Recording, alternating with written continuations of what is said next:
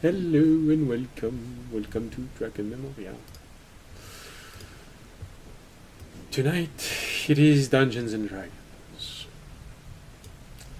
And yes, I know, if you're paying attention to what's written below the screen, it says episode 335.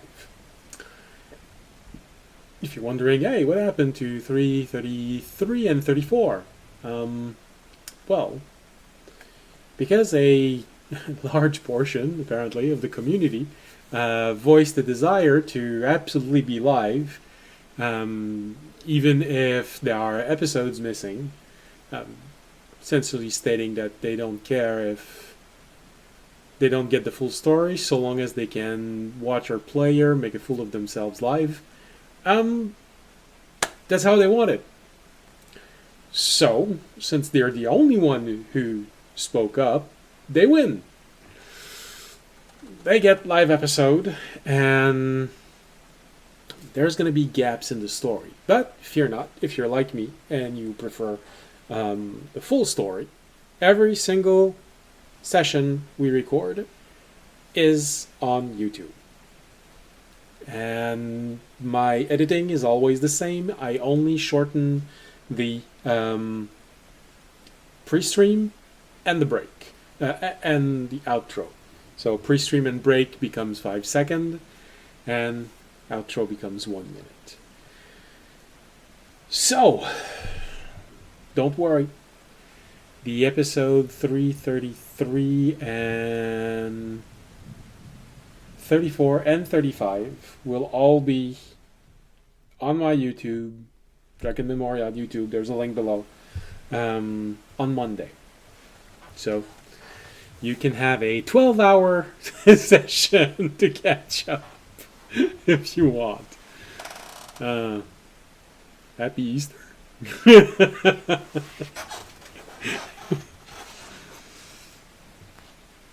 All right. So, with that out of the way, time to get started. Oh yeah, if you like the thunderstorm in the background, that's Ambient Mixer. If you like the world map, it's Wonder Draft. If you like the battle map, it's Dungeon Alchemist. And if you like the town map, it's Canvas of Kings. There you go. So, what happened last episode? Well, since most of you missed this last episode, I think it's very important, this summary. The party faced the nightmare of our favorite rogue, Remy. The enemy was bitter about what was done to them and the suffering they had to endure because our feathered adventurer escaped his clutches long ago. Eager for revenge, the cornered villain launched his constructed guardian at our heroes. Unfortunately for our heroes, the guardian was too well made and nothing they could do significantly damaged it. However, thanks to the impatient audience, a quick solution was found and one more nightmare was put out of its misery by having its head transformed into a squashed melon. Thanks to Fisher's Vorpal Maul. Now our adventurers have all that is needed to retrieve the second trophy of their prophecy. And it is what they will be doing today. Yes, for those wondering where Fisher is, it's extremely, 99.9% unlikely he's going to join us tonight. Fatality in the family. So, yeah. A little thought for Fisher and his family, and let's jump in. I was going to say let's have a minute of silence, but I know that a lot of you, when they're watching this, will just skip over the minute. So pause the recording for 1 minute if you want to observe it. um, yeah. All right. So, audience seems to be happy right now. Is our silent community interacting with you? Maybe, yes.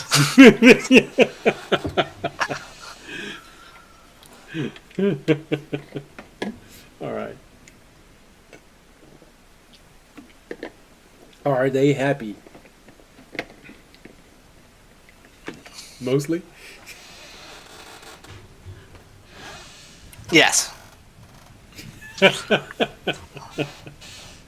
All right, all right. So, no, yeah, we don't need the rain in the background.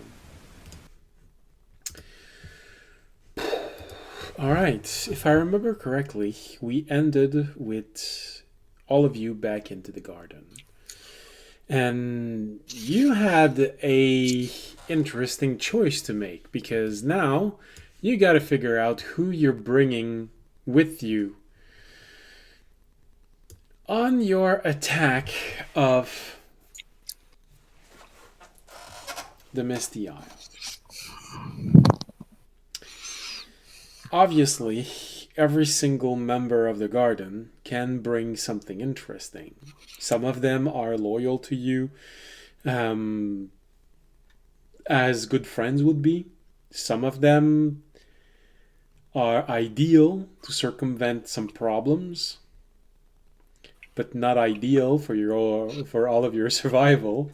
Um, you'll have to think about how you want to hire them. Mm-hmm. And of course, there might be a few other things that you want to plan for. So far, you have a fleet of ship to which you will be contributing a siege breaker, whose main weapon will be fully repaired before you arrive. And you have all of your equipments who are going to be transported into the your ship. I forgot. Did you name your ship? No, I think we Okay. were leaving it for Fisher to name, actually.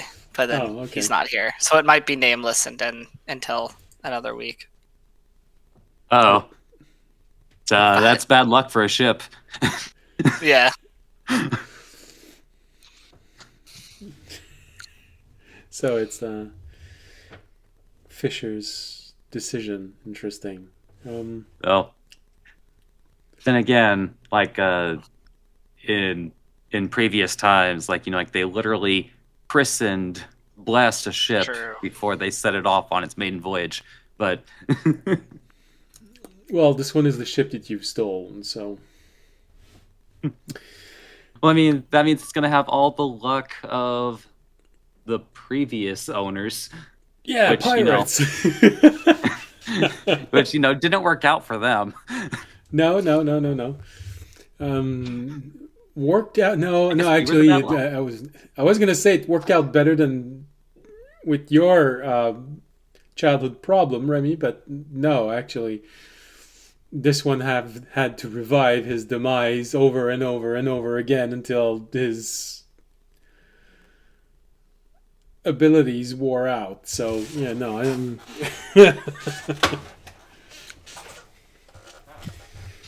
All right. So for now, we're gonna be just calling it the flying fish. So for some reason, it's how the crew started calling it, just because it's Fisher's ship, and the borrowed crew of Zal started calling it the flying fish. No, we'll see if it sticks with Fisher or not. Did we? I do forget. Did we ever figure out what we were doing about getting whether we were teleporting back to pick up Krill or we were taking Krill with us on the boat, like encased in his crystals? Did we ever resolve that last session or no? Partially, you had started to devise a plan about using the rock flower as a connection to the earthen plane and trying to create an array of crystal around it to see if it would work because Krill said that the crystals needs to be connected to the plane of Earth. But that's as far as you got. I don't know if you want to keep that plan, if you suddenly think it's absurd or anything like that. Okay. I mean, it I remember is it was. Go ahead. No, go ahead. I mean, it is ultimately a short-term measure. It's like to help extend. I'm going to use the term life here, even though it wouldn't necessarily mean death. Just means, Less power. having. Yeah. Like, I wouldn't be opposed to at least letting that be a source for krill. If for no other reason, then we haven't found any other uses for that flower. So, It's true. it's like I'm willing to let an item that probably could have had like more use with like in a had there been more time, like off time, I should say, to figure out other things. So we should at least give it a shot if it's possible. Yeah, I'm here for it. I know how to charge the flower. We know that, and we can just try and combine it. So Okay. That easy to do. The garden does have a link to those mines, a link that you help create. So that's easy to arrange. Coven will most likely be the better suited one because he's a dwarf and has knowledge about mines to go down there and collect it. He'd tell you he needs maybe 2 days, which works because Antasia told you that she needed 3 days to get there, to get your ship. okay. I think in the meantime, while we set up that, audience is going to go to the tavern, and I think how he's going to initially do it is he's going to present it as a quest and then see who signs up for the taking adventures, and then depending on who signs up, he might ask a few more personally. Okay.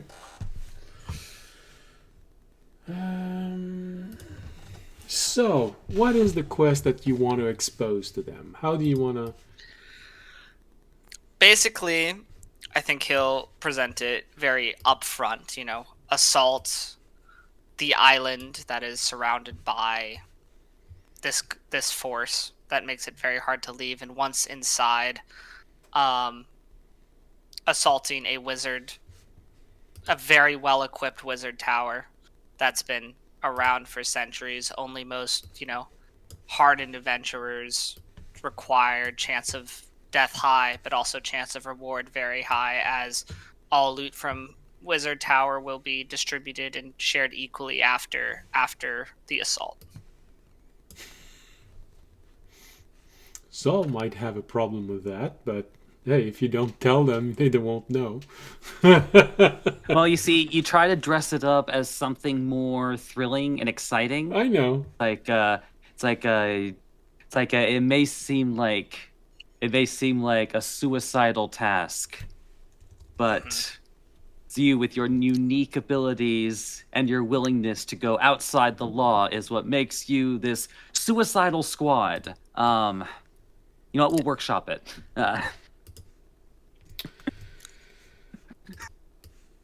Okay. It's like all we really He'll need also, is a I think he'll also Harlequin. add like the moral points as well afterwards, like save an entire island of people, save all the pits that will hit for all the moral people too, the big stuff.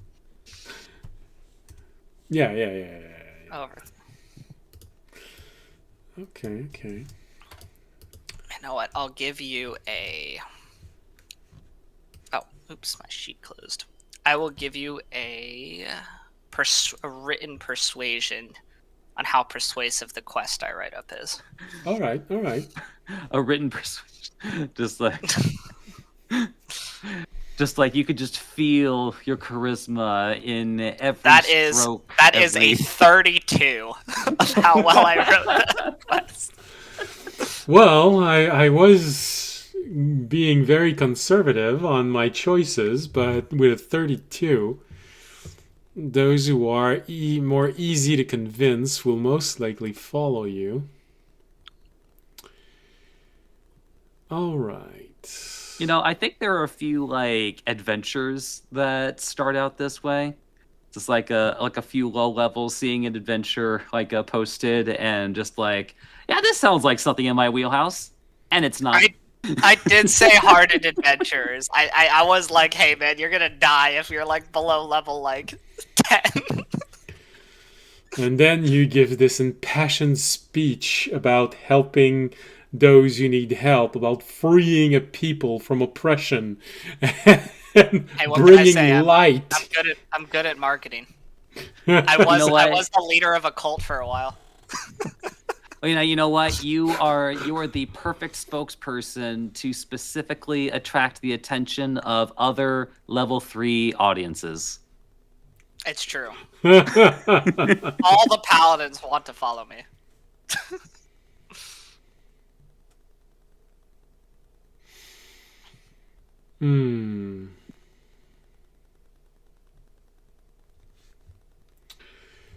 So, do you try and take only those who wants to be there to help you take the tower, or anyone volunteering? I would wait. Let's say I would wait till at least the next day and see who signed up and kind of who I would want to either personally ask to join or who I might vet from coming. Okay, so essentially you're also adding limited place on the ship, just to make sure that they understand that. I'm not. But if I do see someone where I'm like, yeah, you shouldn't be coming on this, I'm gonna go to them and be like, yeah, you're not coming on this. Sorry, Okay. This isn't the quest for you. It's like a young boy with a wooden sword. What a dream. Starts climbing onto the ship. It's like, no, get down, go home. All right.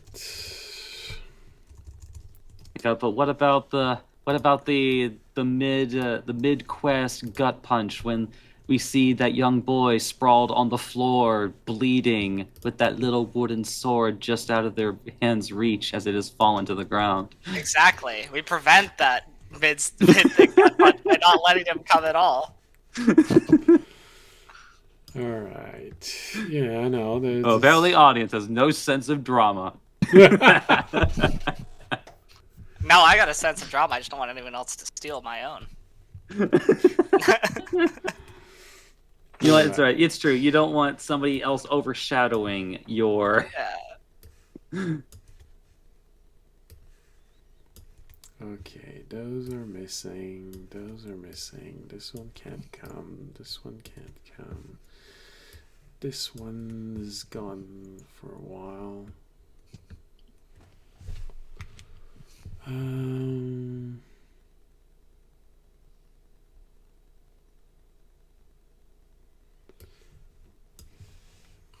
This one is dead. This one is dead.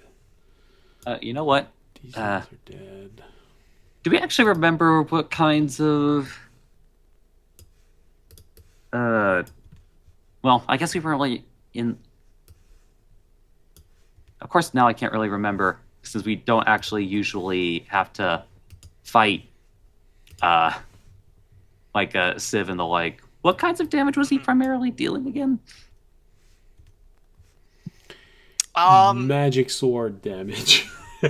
It was physical. It was just a lot of when we got knocked, it was like piercing and slashing. I don't think it was anything.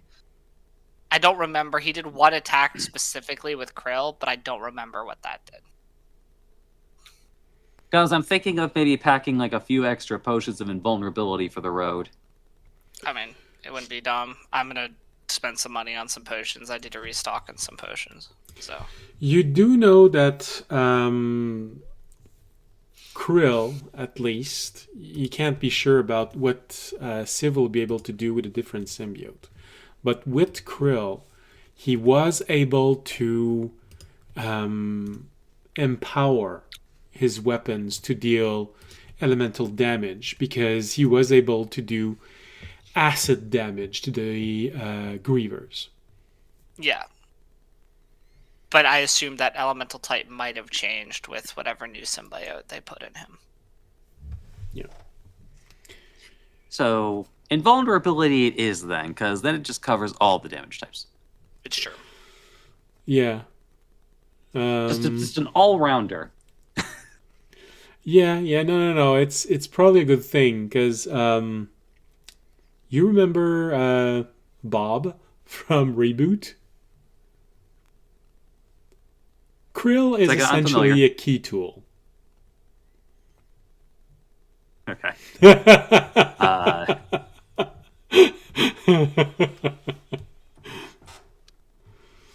How much did you say those even were, Draken, if you can approximately remember?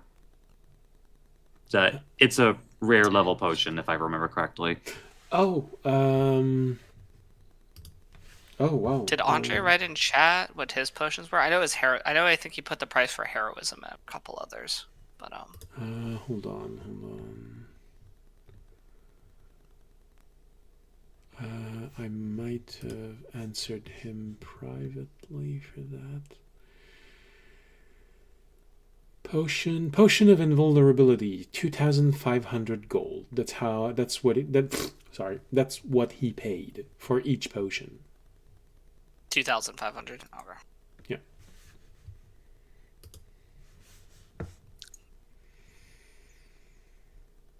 All right. So, in the morning, who do you have? He's not interested. Oh, you know what? Let me not be dumb. Let me get healing potion get some of my own haste potions. I want to buy some haste potions. Although I think I didn't really use much of them the last couple of missions.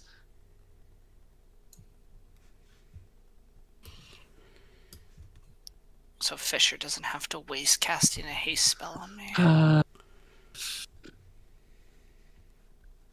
Well, if she's coming, he's coming.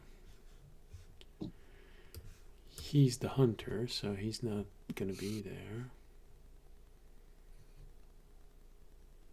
Well, if he's coming, then she's coming. Okay, no, I think I'm fine on is already the on its healing way. potions, considering. Yeah, so that'll probably be fine. And then I'll just buy not interested. a couple of the invulnerables. He's on a mission right now. I probably don't need the invulnerables as much because of my gem, but I guess it would cover for the other ones.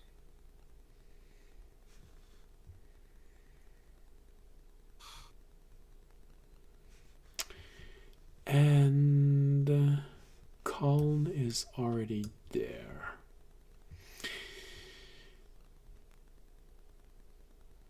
Right. Okay, so in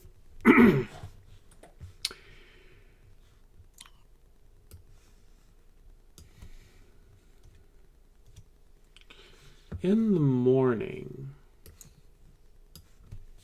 the people that you see have taken up the this.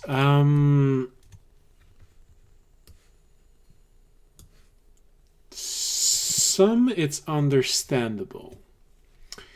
All right, so those who have answered the call, Kazin and Kudown, Kazin being Fisher's mentor, and since the quest is so important to Fisher, he wants to help. Kudown is, well, almost inseparable from Kazin, so that's why he's always there.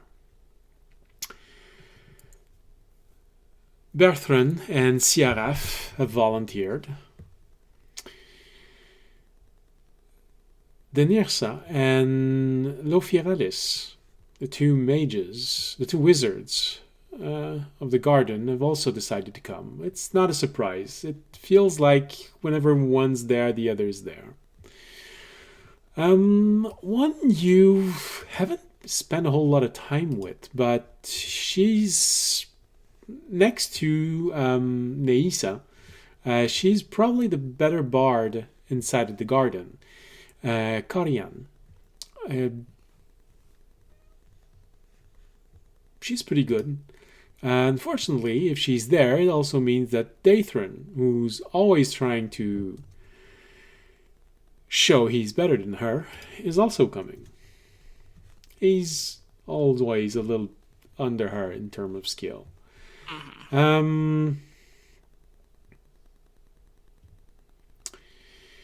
Of course, Nia is coming, the gnomish ranger, because you freaked her out. Her lost love is over there. Yeah, and you kind of managed to freak her out about him possibly cheating on her with another person from the island, so of course she's coming. And she really seems to have a bone to pick.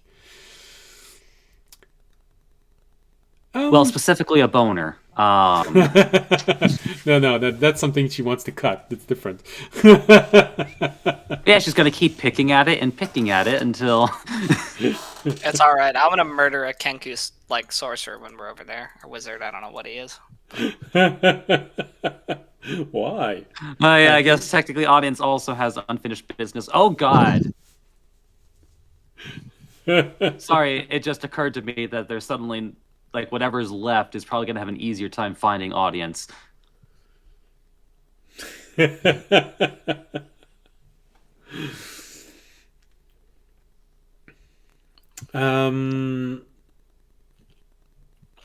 Kavin is gonna come simply because he feels a little bit involved since he helped gather some crystal and it's for a mission there.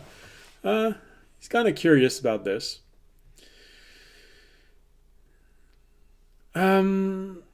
Gamtesh wants to know what this is, and especially since you promised part of the loot from a tower run by a wizard for hundreds of years. Always something interesting there. Now, two other person have signed up, but you'd probably have mixed feeling about these. Sarn and Kani, two druids. Thing with druids is that the Misty Isles represent a place out of balance, kept out of balance through magic. Their main goal is going to be trying to restore balance there. They will help you, but they might not come back out of choice. Well, I think part of what might encourage them, or at least like give something to focus on, is that part of the reason for the Misty Isle is the potential misuse of a divine power, divine entity. So I like, what if we actually gave them just a separate mission of helping to locate and separate this divine entity from the machine that is, or I think it was a machine or something of that sort. Yeah. That way they could do what speaks to them on a moral level, but also would be able to get them off of the island in a quicker time than they would if we didn't give them that information. I would say also, like, because the island is being corrupted by the hag mist coming from the portal, they also might want to heavily be involved, which is something that probably we're going to have struggle to do because it's on the opposite side, is also having them help close the portal to the realm with the hags, which would shut off the mist, because that would also be important in restoring the balance of the place. But then the mist would disappear, and the island would lose power. You'd be sending them hundreds and hundreds of years back in time. Yeah, druids would be all on top of that. Okay. I'm not going to argue with what you want to do. I'm just letting you know. Most of their magical elements in villages, their barriers, their lights, heat source, things like this, trains, they all run on mist. It's true. And when we destroy them, those cannons won't work either. And I'm okay with that, because I have bad emotions towards those cannons. Well, it's also just worth noting that even if it is at least functionally bringing them back hundreds of years, the fact that the mist isn't working means that they will actually have contact with the outside world again. Yeah. Which would also mean that they would have access to the resources of things outside the island, which they would have to do anyway if they wanted to set up a trade. I think more importantly also is just the children wouldn't be being corrupted. Like, perhaps this generation would still be, but the new children being born on that island wouldn't have the natural demeanor that the mist causes, which is like depression or anger or distrust. And it would free their mind and cause general a much happier place than what existed before. Yeah. And in other words, a little anarchy is perfectly fine if it is ultimately for the greater good of those that are living there and those who come after them. Yes. Okay. But just to be clear, it wouldn't help them leave the island. The barrier around it is kind of an avatar. So, but people would probably be less scared to try and be judged. Because right now, because of the mist, they're just scared and pessimistic about the idea of being judged not guilty. Well, see, that's the thing. It does help them leave the island because it just doesn't. If you have a corruptive them... influence, you're never going to actually want to be judged or even bother trying. It's like it's setting them up for failure, basically. A chance. Yeah, it gives the next generation a chance to actually have the ability to try and attempt the judgment instead of being always charged as guilty due to the corrupting factor of the mist. All right. So those are those who naturally accepted. If you want to have more, if you want to draw in others, you're going to have to figure out how to get them there.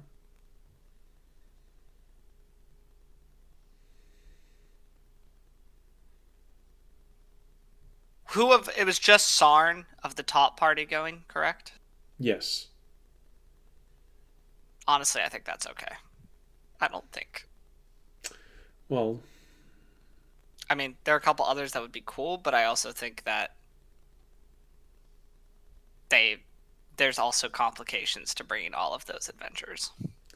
No, absolutely.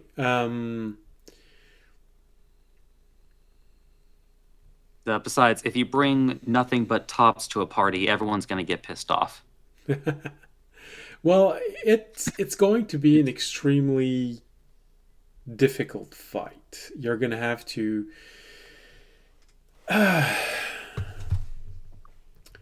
try and win on several fronts at the same time. So you have a fleet, but you have no army. You have several adventures coming, but you have nothing to counter the worst that the tower can send your way. The very worst being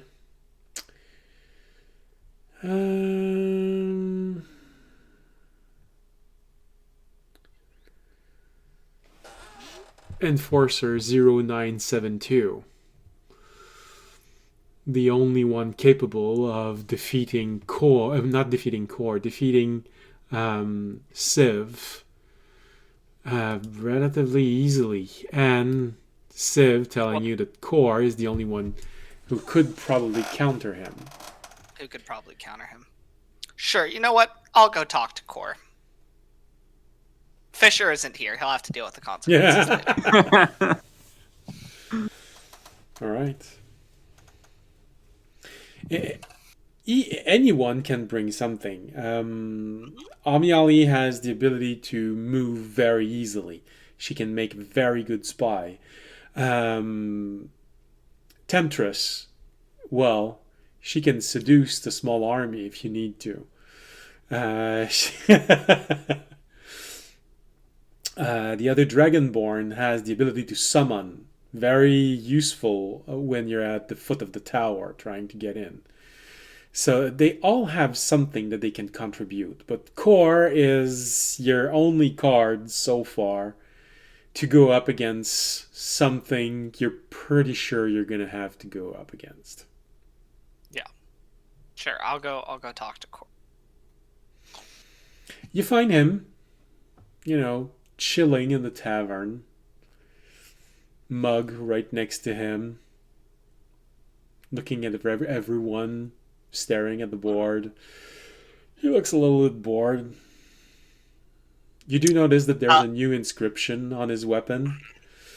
Probably that counter that he came up with from what you did last time.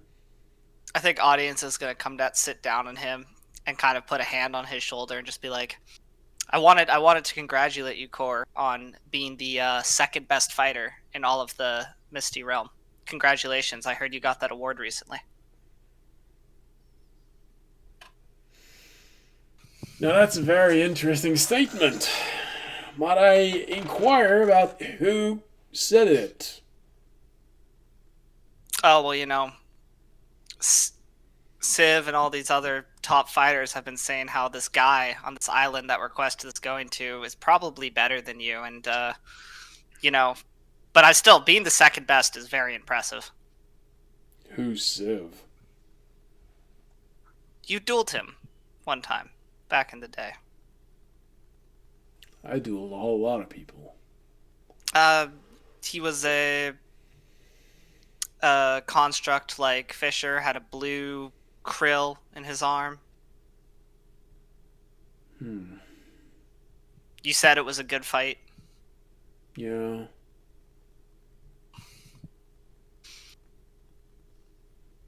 Alright. And you said that this guy who can't beat me feels like I'm the second best. Why should I take him seriously? Well, it depends if you respected him as a warrior or not. Last time I heard, it sounds like you did, so obviously you somewhat respect his opinion, even if you were able to defeat him. And, it sounds like he thinks this guy might have the edge on you. He says it's very close, but he says he might have the edge, but I guess we'll never know, so. Well, so. He looks at you very intently for a brief moment. You're saying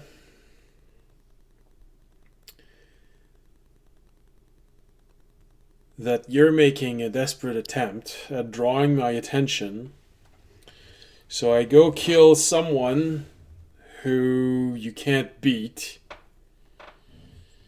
but it's important enough that you're willing to risk Fisher's life for it. That it? I don't believe that's what I said at all. No, but that's what your eyes tell me.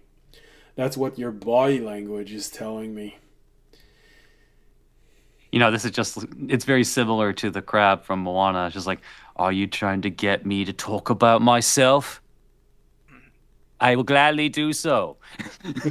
I think audience will serious that for a second, I'll say. What I'm actually saying is that you're someone who I've always respected for always seeking the biggest challenge. Ever since the beginning, you've always been the one trying to find someone who can compete with you. And you haven't been able to find that. And here, I'm offering an opportunity. Maybe the only opportunity you'll ever get to find someone who can perhaps equal you in strength. Isn't that what you've been searching for?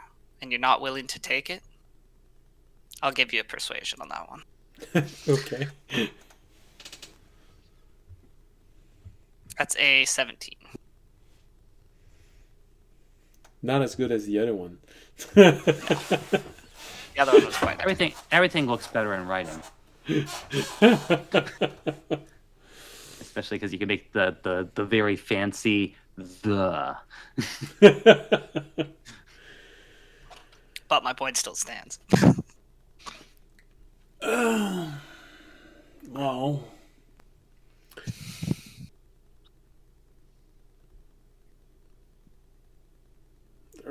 there are always interesting challenges. It's true that there aren't a lot of creatures or anything on this world of ours, which seems to have been able to give me more than a pause for quite a long time.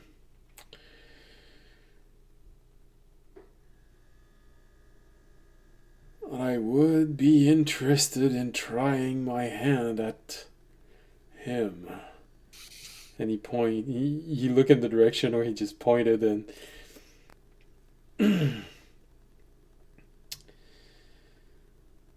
you see Illithane walking through the room. He's not even stopping, he just keeps going. Audience, while his face is turned away from Core, kind of thinks to himself, yeah, you'd lose that. And then looks back.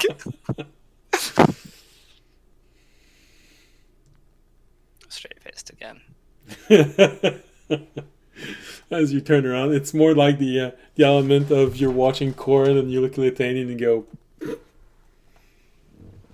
yeah. Sure, buddy. Sure, buddy.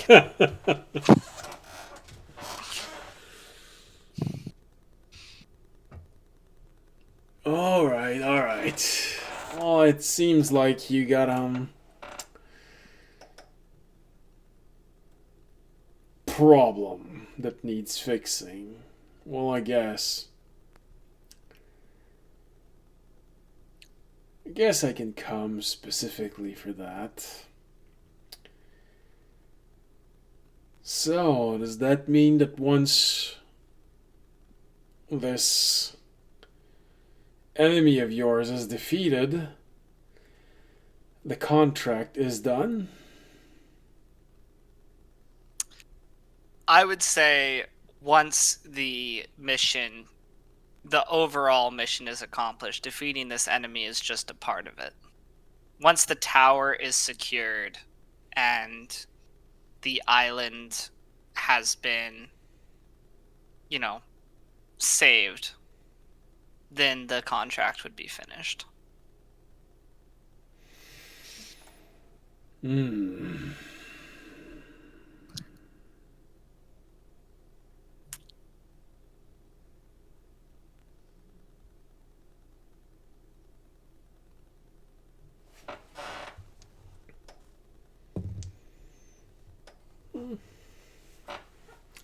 He takes a long pause, looks at you for a brief moment, then looks at his mug, then looks at his sword. For a brief moment, it's almost as if he's talking to it. He just has that look of, What does the sword want, guys?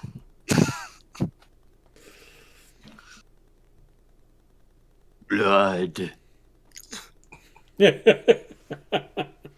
Oh man, why did you have to put that back in my mind? The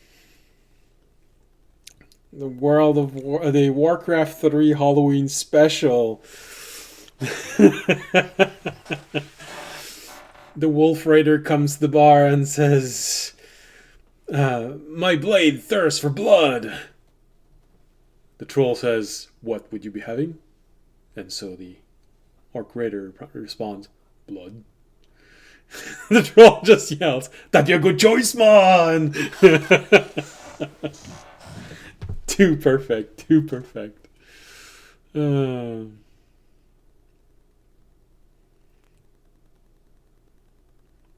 I personally liked better my moment, where it was Chen Rexar and I don't remember the name of the troll. Rexar says, "What?" Chen responds, "You look a little parched." And I believe the troll. Ah, damn, I can't remember what the troll responded. Yes, the troll responded, "I hear ya, man." It made for an interesting party moment.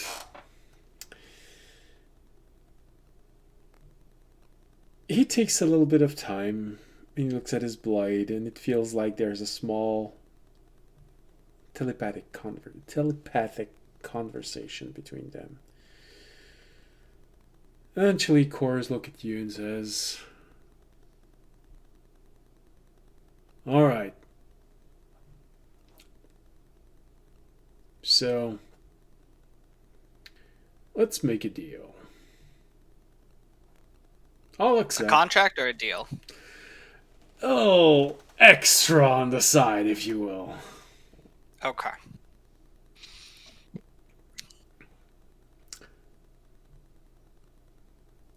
If the challenge is not at least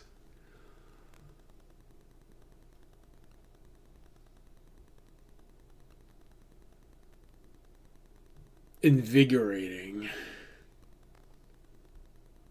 you and I are going to have an honor duel. I mean, I don't think my challenge would be invigorating either, but sure. I accept. All right, then. I'll come on your little party.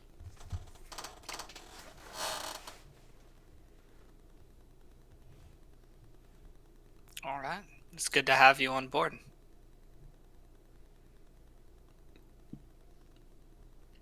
We'll see. Hopefully, it's going to be interesting a little bit. Things have been getting boring here. I hope that you find it invigorating. And then audience gets up to leave. And I think that's the only person he would specifically try and get. Okay. If Remy or anyone else wants to try, but I think that would be the main person he would try and get. Okay. Because he feels like that counters. Well, yeah. I guess the other thing he would think about would be trying to get more honest, like, small troops. But the, of, like, the more, like, top-end people, that would be it. You had, with what you said and the roll that you made for persuasion, you had a 50-50 chance of getting it. So if I rolled under a 10 and under, he would have said no. Because of his sword, he rolled an 11. His sword wanted to battle, it makes sense. Yeah. It wanted blood. All right. In that case, we add Core to Rush.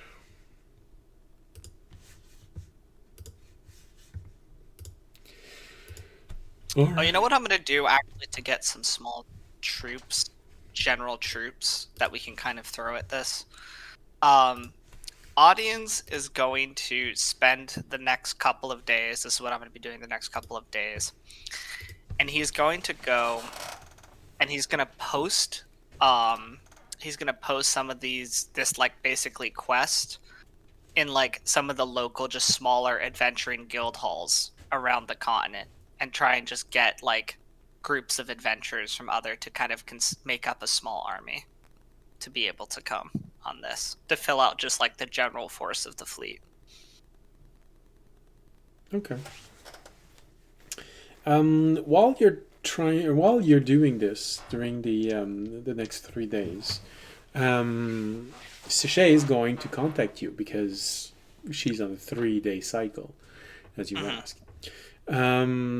She's going to confirm that things are going very poorly on the island chain.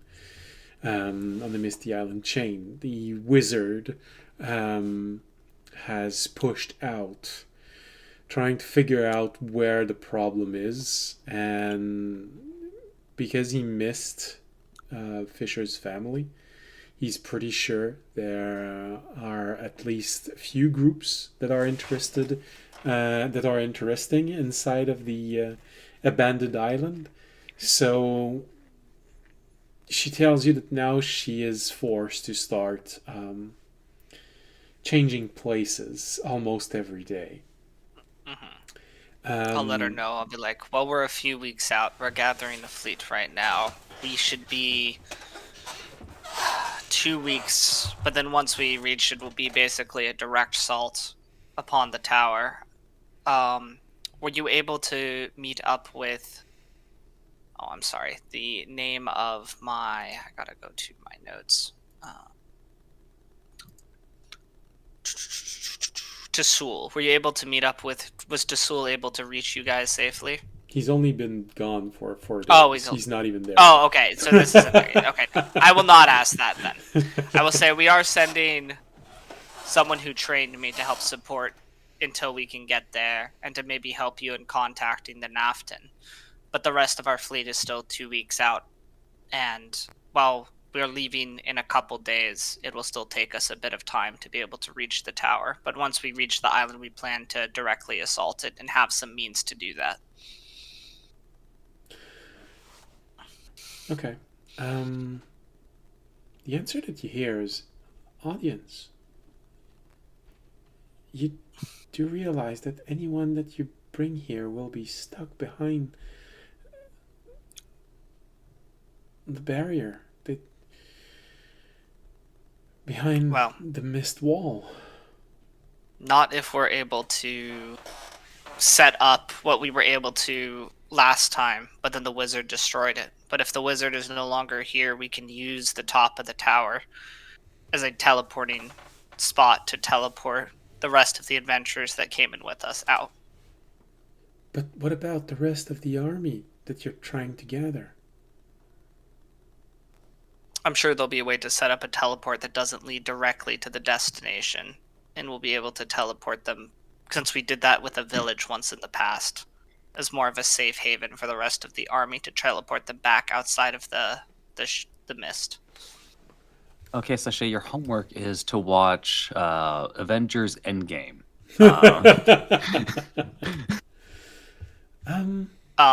Very similar to what I'll tell her like what we did with the village the one time, where we basically used the teleporter to teleport the people, but then they were, put into a sleep until they were then removed from the garden and put back in the worlds. I'll say if we're able to set up a beacon at the top of the tower, we'll still be able to get everyone out after the assault.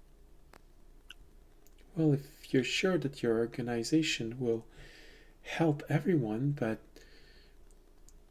maybe it's not a good idea to get so many people involved. Maybe it's better if the people of the island come to your aid. The wizard has been pushing them very hard, and some of the refugees that have exiled themselves to this island that Calm has managed to help and guide back to us, they said that the unrest is reaching unprecedented level. Ever since this wizard has been here, you've rattled him in some way, and he's just been on the warpath ever since. He's increased security, he has created machines after machines, new one based on the data that he got from all of the engagement that you had with his machines, and he's been experimenting them on the population. I'm sure that I might be able to convince some of the factions to join your attack. You'd have people already equipped and with means to get at least near the tower. Well, that would be up to you and the rest of your party, Sachet. It would be a risk, as I'm saying, I'm confident we could bring an army that could engage the tower, but you are right, there is risk to be able to getting them back, especially with as many people as we need to bring. But then that makes you a important part of this task. Do you believe that you're one who can rally the island behind you, rally enough people to make an army to assault the tower? I don't know. No one knows me. I've always tried to avoid being seen, but if it is what is needed, then I will make an attempt. Audience, you can't help but have this element in your mind I know, tugging I at had you. the insight. Yep, I have the insight that like if she tries this, I pretty much know she's gonna succeed. But there's also risk to it. Yeah. Although I guess, audience, one thing to bring up that just occurred to me. We have not considered the Mothmen yet. The Naftin? Well, no, I think the Naftin, that was what we sent to Sewell to help go gather, was the Naftin as well. Like, did we send to Soul for that? Or, like, I don't actually remember someone specifically saying that. Yes, Sewell had a conversation with me a few episodes ago of like that he could leave and both protect and help rally the other Naftin and wait for us there when we were. I just want to make sure we weren't missing out on that, since we did kind of tell them we were going to be coming back. Yeah, no, that was Sewell was our Naftin guy. Yeah, he's gonna try and rally the Nafthan of the Misty Isle, since they have such a strong hatred of all undeads. They have a significant presence on the Misty Isles, but it also means that their usefulness may be more targeted toward finding a way to stop all of this. So they may not be a good main force of attack. They will attack, they will probably draw attention, but since they're there to, since because of their hatred of undead, there's a strong chance that they're the way that he might convince them is to give them the information of the portal at the bottom of the tower where the mist is. I'll say, Sachet, I believe if you truly put your mind to it, this is something you can accomplish. I have faith in you to be able to rally the people. Very well. I will leave the gathering of the army up to you. All right. I'll go back on the on low sal and high sal and see if anyone will join. I'll contact you a few days before we. Well, yeah. Oh yeah, no. Tessul will be on the island chain. So yeah. Okay. I'll contact and then we'll let you know if we need to pick up anyone or just when to start the assault. All right.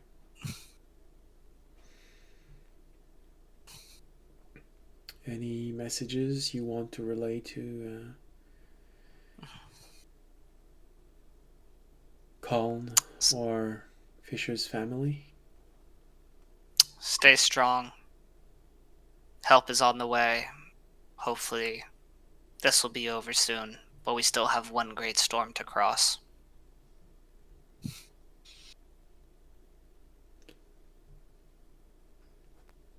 Well, and I'm sure it was more passionate when you spoke it out loud. I only have the transcribed version of it. To her, it appears as written text on her book. Yeah. I'll say they'll understand. Okay. Well, take care, and if everything goes well, we'll see each other again in 2 to 3 weeks. All right. Stay safe. And then the message will end. All right.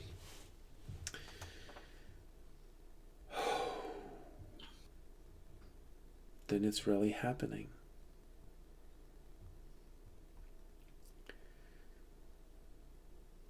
Few days pass, and well, of course, someone tells you that your incentive to go on great adventures in every major city of the island chain would probably have greater success if you, I don't know, tied in a sum as Yeah. sort of reward. Well, I think audience would have stopped doing that because of the Okay. because of what Sachet said, that she would gather the army to assault it. Okay. All right. Untold riches, uncountable wealth. Yeah. Absolutely. Other attractive yet non-specific descriptors.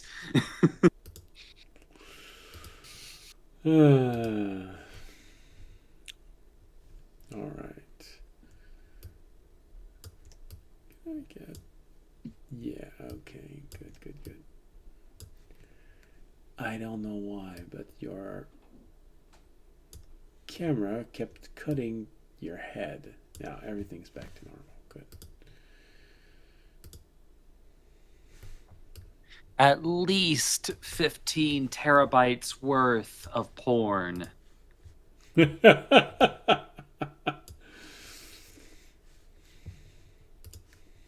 Yeah, yeah. I'm sure you'd manage to convince a few people with that.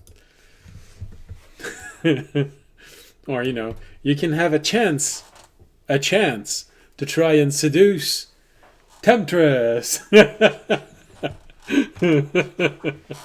I can only imagine good things. A very gay Kenku trying to convince a a uh, a basically like not the embodiment, because that would imply that she was a god, but like a devout follower and utilizer of seduction and lust. It's like these two things will obviously go together. Well, as she once said, she's called Temptress, not Lust. So. But yeah, she invokes lust in others. That's the thing. Yes. That is true. That is true. All right. So, with this, the next 3 day passes. You have your army of adventurers consisting of Kaazin, Kudown, Karian, Dathran, Berthran, Siaraf, Venirsa, Lofiralis, Kani, Sarn, Kavan, Gamtesh, Nia, and Kor Tarash.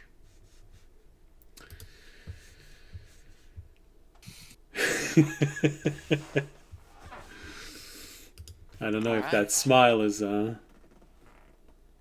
because you're proud of what you achieved, or because you're slightly nervous of all the people coming.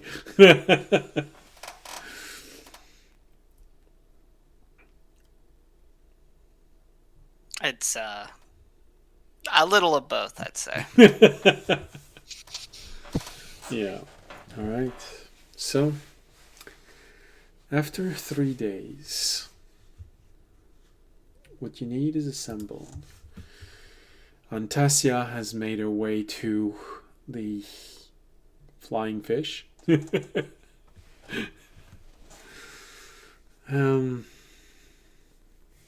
A room has been set up with crystals, with your rock bloom.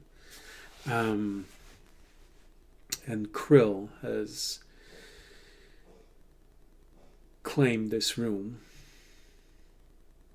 and is basking in the energy radiating from the crystals. All right. And Antasia's on board, working Yes. on the She geode. has set up her laboratory, her Vardo in the cargo hold has spilled a little bit. There are several working stations around her, around the Vardo that have been added. It feels like there's some really elaborate magical device there. But she seems to have everything she needs. Everyone takes up their place. Zal calls in after you arrive, asking if you're ready for liftoff. She has mobilized a fleet of her own, called in, who's he again?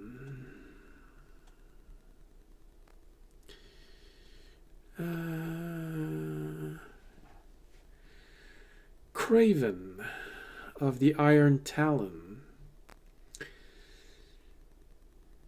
The one who is very good with flying ships, weapons, and armor, and things like this. He's going to be joining. Okay. Good to have him on board. So,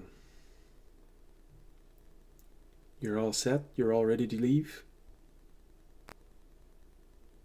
We are ready to leave. All right. Remy, all set, all ready to leave? Not much else I can think to bring that isn't already overflowing in my inventory. Okay. Nope. I just bought some potions. I made sure to get the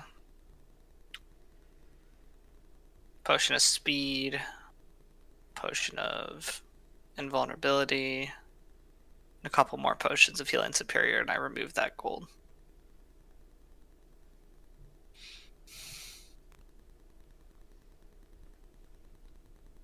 Okay. I still have my potion of invisibility, which, maybe one day I'll use. Yeah, we know. Maybe one day I'll use. So, you all come on board. Fisher looks a little bit lost. But he did spend a lot of time with Terry in the last few days. So, maybe he's just thinking about bringing a child into the assault of a major keep. Wondering if it's good parenting behavior.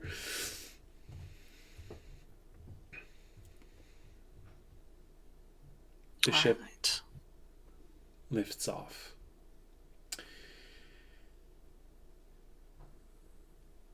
Zal joins aboard her own ship, the Flying Fish, as it's moving up. Takes a little bit of time. You are warned that right now the ship hasn't been pressurized, so as the ship goes up, you might feel your ears pop. Uncomfortable feeling, but you get used to it. The ship rises and rises and rises. Rises above the cloud cover. It starts moving slowly. It's a siege breaker. For a brief moment, you're looking at this and wondering, how the heck are we going to reach the Northern Isles in 2 weeks? with this. It took you a full week with a ship that was able to go 5 times as fast as that. But, you know. I trust in the navigators that they know what they're doing more than I do. After maybe 5 seconds, not 5 seconds, 5 minutes of traveling in the air. Where are you when there's liftoff? Are you in your cabin waiting for things to happen? Are you looking outside? Are I'd you be at the front of the ship. okay? You know what? I'll give you a little performance roll just to kind of look resolute at the front, give confidence to the people on board. Looking cinematic. Yeah. It's a 21 to look Oh, that's good. cinematic. That's good. That's good. You know, you strike a Occasionally, pose. Raimi goes by. Occasionally, Raimi goes by and just creates a little effect around him when people look in his direction. Yeah. Fairy fire.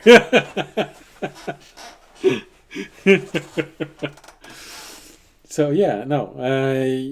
You look epic. You look like this adventurer leading. Well, right now, it looks like 2 ships. But hey, you rose through a cloud cover and you started moving away. Everyone looked at you. You looked imposing, dashing. Remy fawning over you in the background.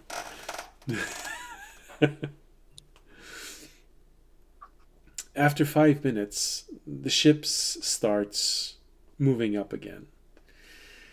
And you're being told to either wear this thing or come back inside because we're going to go above the clouds, above the highest clouds. The the air is a little bit thin there. Right. Audience would go back inside the cab. All right. But there is an Honestly, I thought you were going to say that there was a risk of it being flown off the ship, and then everybody remembers what almost happened to Tobiyashi. He decided to improvise a squirrel suit and jump. Good thing he was tethered. So, do you just move back inside, or do you go to, I don't know, something like an observation deck? Honestly, yeah, he'll go to like if there is an observation deck. Since last time he got told that Remy saw a giant dragon from the observation deck and he wasn't there. It's like, I'm not missing this time. Well, in that case, you have 2 choices, and probably some sort of observation deck or the main bridge. After all, Fisher is the official owner, which makes you first mate. So you have the right to be anywhere you want on this ship.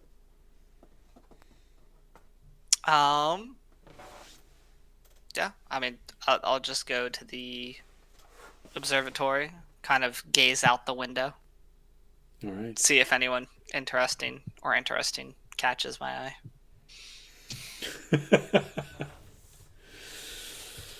Remy? Near audience or on the main bridge where everyone's talking and you can hear everything that's happening? I think this time around, Raimi will himself, like with the others, if for no other reason than to kind of get a general vibe of how people are feeling, what they're talking about. Basically, just making sure like audience knows, basically helping him with morale. It's like letting him know like where people are at, so that maybe he can offer. It's like, hey, maybe give them a pep talk kind of comments. Okay, so more going where the barracks and galley might be. So you can hear a whole lot of people talking. Especially as we get closer to the area, tensions might rise. You know. So the cloud moves up. The ship moves up um, once again and goes through a final layer of cloud. And this is when, audience, you see something that's very interesting as the ship pierces the cloud cover and the mist of this cloud doesn't follow you and just keeps going down with the ship going up. You can see a large number of ship arriving. Large number. Initially, you're looking at this and just going, "Oh, cool.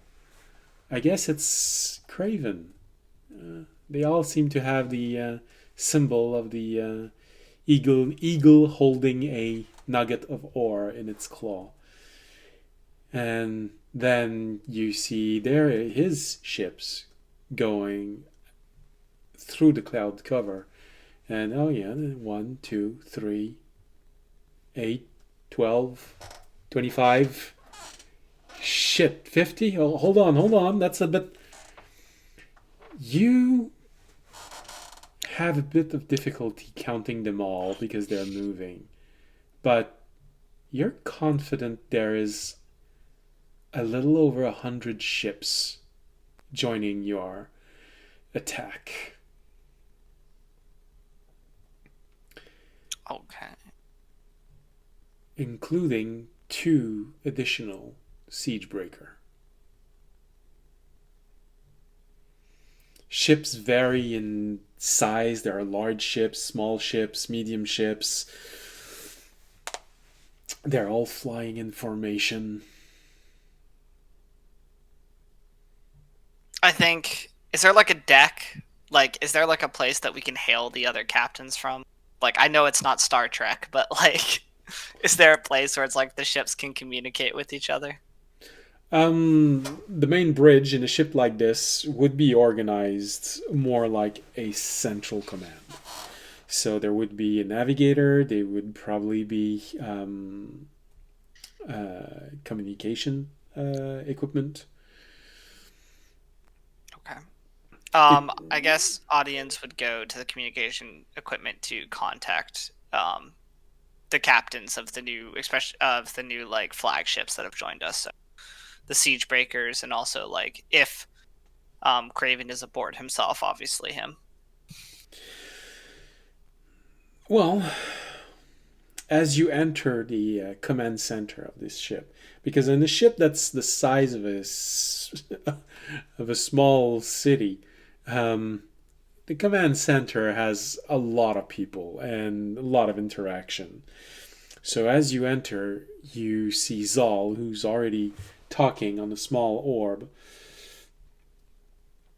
and you just hear her say, "Finally, you're here. I thought you weren't coming. You're usually more punctual than that." Karen go, "Very funny as usual, Zal. It did take me a little bit of time gathering all of those ships."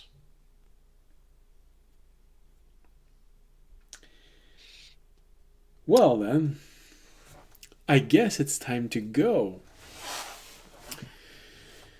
I don't think what Zal is saying is that we're very appreciative for the support, and we appreciate all your hard work. Oh, I remember that voice.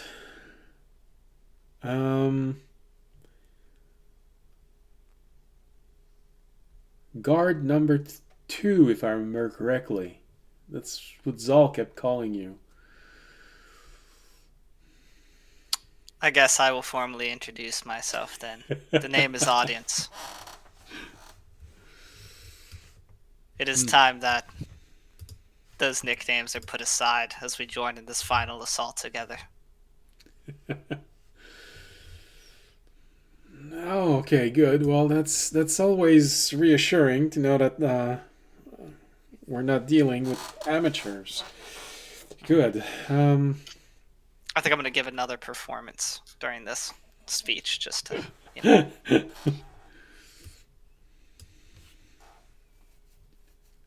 All right, we're still rolling well. It's a 20.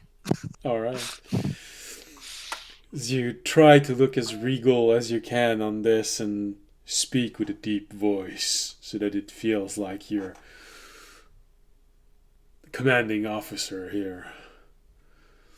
Zal does mind your attempt a little bit by saying, "Yeah, nah, he's been promoted. He's noble number 3 now."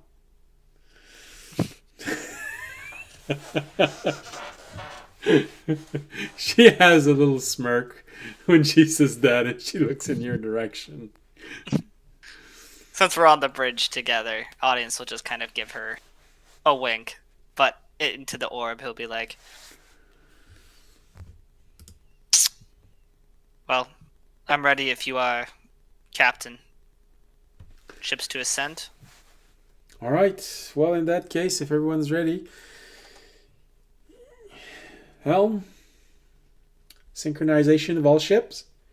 You hear a voice on his ship.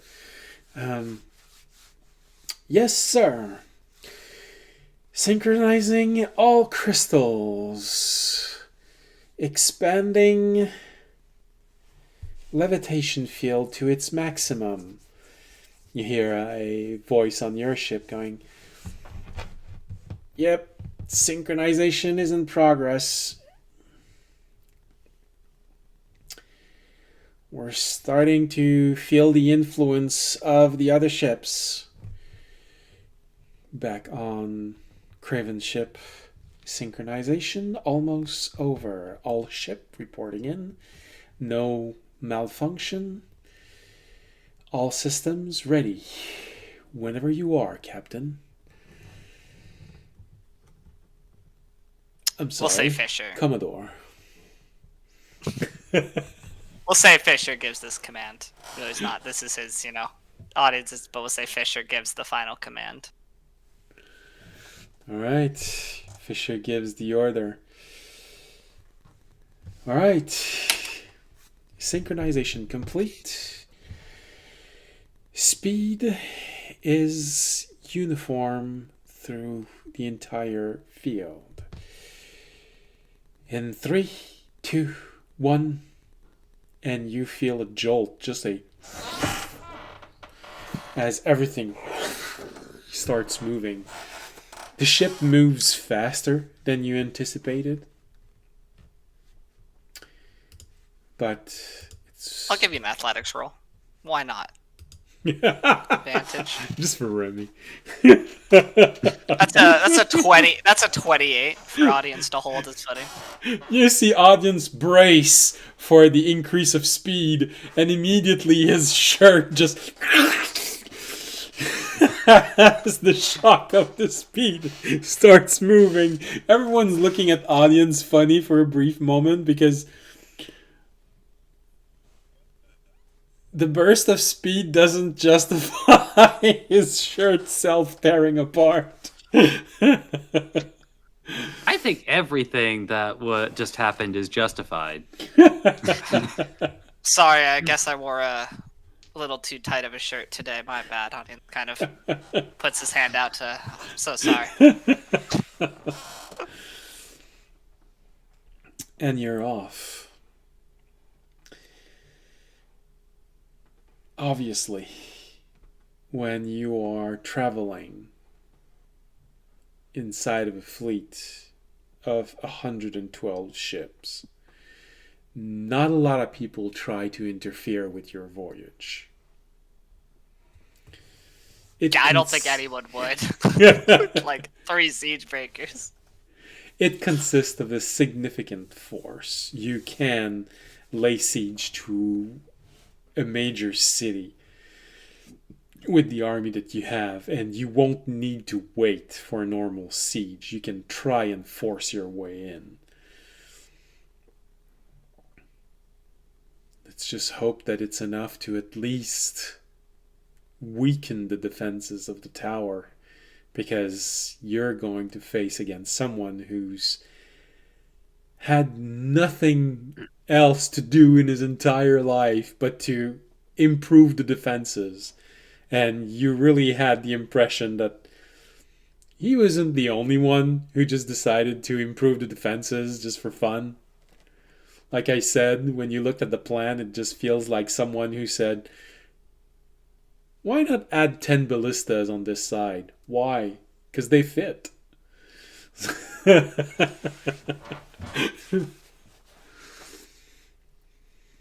And honestly, I think it'd be very rude of us to not put all that hard work he's put into the test. Yeah. After all, it is a tower created to be the command center of a penal colony. Colony.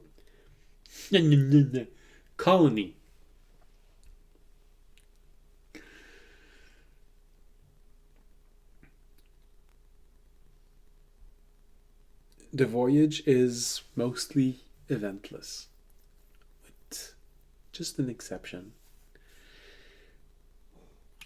After maybe 3 days of travel, you have a intriguing surprise.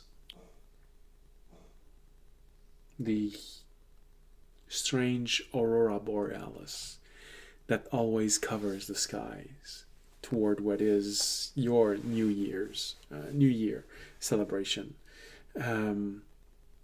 occurs. Obviously, a lot of people are gathered on the observation deck to watch this. It is a major event of your world. Remy, it's probably the most beautiful thing you've ever seen, with the exception of your first sunrise. It's so many interesting colors just dancing in the sky, and it lasts. It lasts for days and days and days. I think audience it was beautiful enough that even audience was like, come on, Antase, you can leave your work for a second, get out of the lab, come see the aurora borealis with us. It'll be okay. I guess I can interrupt it a little bit. I mean, it's not a dangerous moment in the creation of this bomb. When she says that, you see a few crew members just going.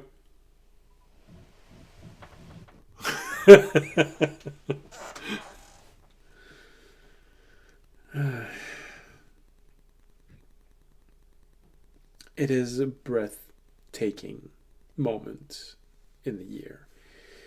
Greens, pink, blues, all dancing like ribbons in the skies. Remy, I'm pretty sure you memorize how this looks every single year. And it was probably the most painful thing for you about having been thrown nearly a year in the future. You missed one. But because of that, because it is such a beautiful light show, something feels off about how they move in the sky.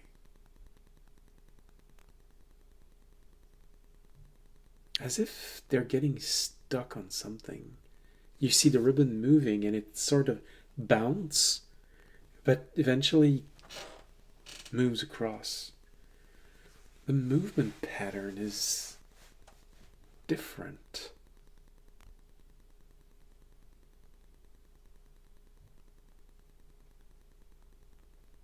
Right, I'm gonna guys, say we audience got a doesn't black even hole. notice this, so this is gonna be an investigation check from all.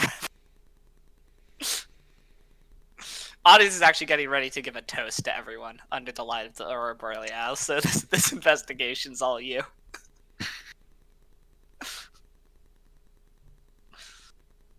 I mean, my initial joke would be, black hole, but there's no concept of a black hole.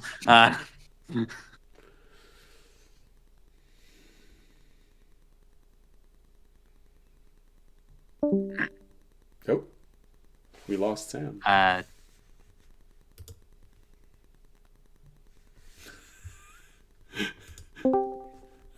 Sam's back. Weird. Damn, that was one heck of a speech. Jeez, I mean, when you said it was all me, like you had to leave. That was weird. Discord just like.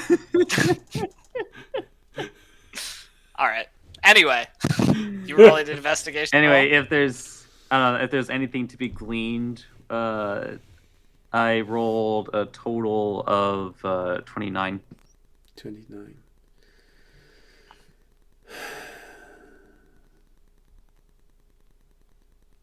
It's odd the way that it's moving. Looking at it more carefully, and with a 29, I'd even allow you to go deeper into what you might glean of this by making an Arcana roll. Okay. I would offer you advantage, but I think you already have it. And also, I don't think audience can because he's again preparing for a speech. He has no idea what you're even doing. I mean, it could be funny where you're just like starting to talk about random magic stuff in the middle of your speech, just completely like getting off base and just like, oh yeah, you know that might connect. I'd like to go into my knowledge of the stars and how they connect us as family. Look at their movements. Look at the way they glide.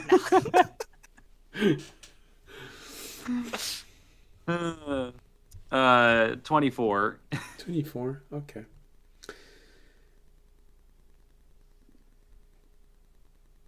Usually, if you take a ribbon and you wave it on a flat surface, it's going to make perfect waves. But it looks like it's getting stuck on something, as if there was something sticky on this flat surface, which is the sky.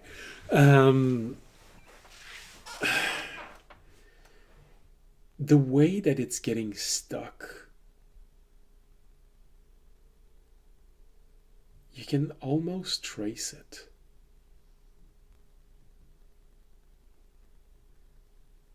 You look at this ribbon and it's moving, and yeah, when it touches this point, you're looking at this, when it touches this point, it seems to get stuck. And then the ribbon touches this one, and this one, and this one, and this one, and this one. It's a pattern. It follows a pattern in the sky. No one's ever been able to know why this happens and what's its purpose. But it feels like it's taking time to move across a crack in the sky.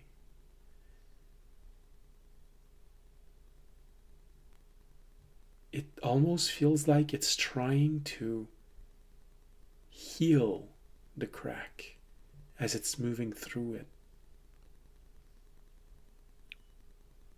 It's taking more time, just, and suddenly the pattern goes from this, and when it goes on the crack, like this, as if trying to re-sew it back, and then keeps going. You can't see them, Remy, but there literally are cracks in the skies. Like if you had struck a glass window and you were looking at the fractures it caused.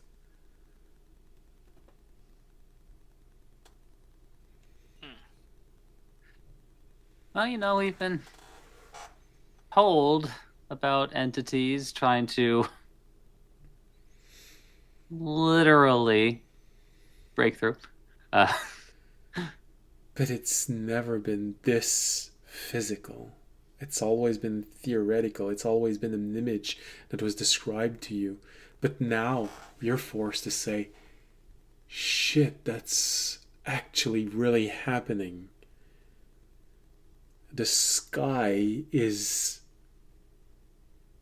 cracking, fissuring. Like, meanwhile, in a different part of the world, a small chicken boy has their head face planted by a chunk of sky that falls on their face.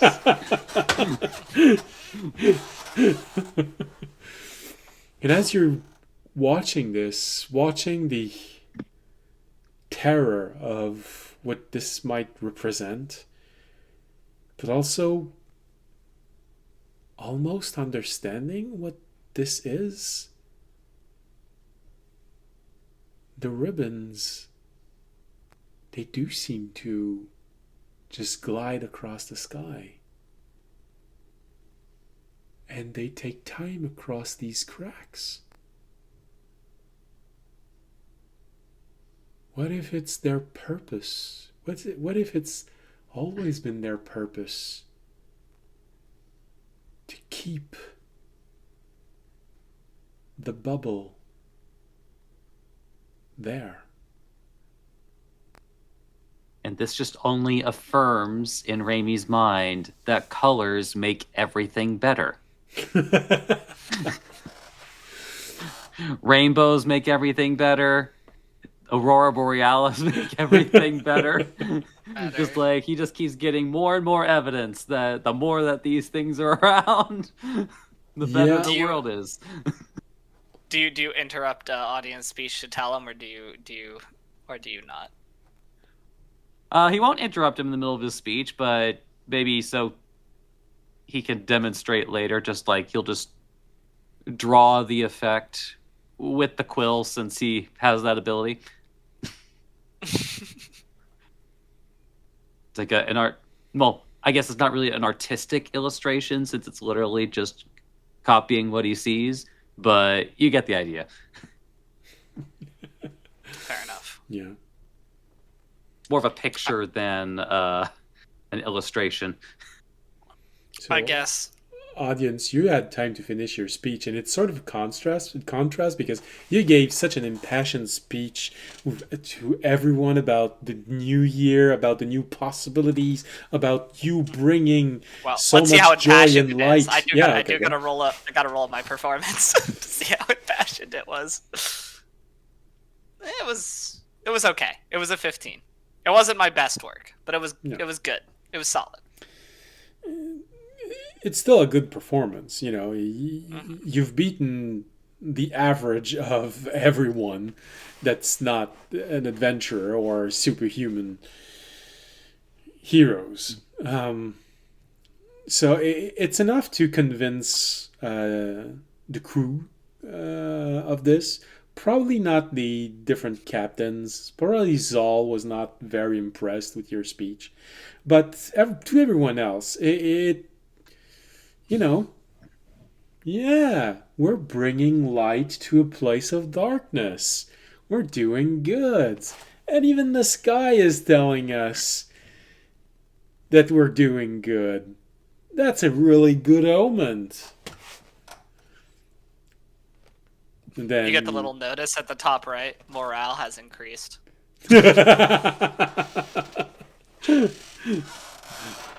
Crew efficiency has increased. Crew longevity has increased. Why?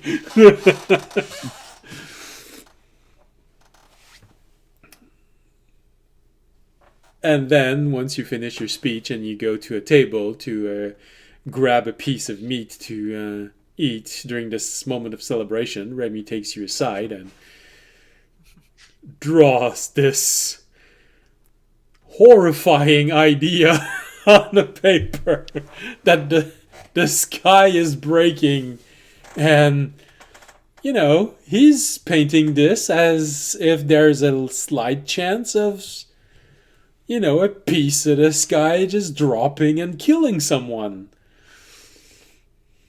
I think audience on seeing this would definitely look concerned, but you also say, well, we know whatever is happening is close. We know that whatever's out there is close to breaking through.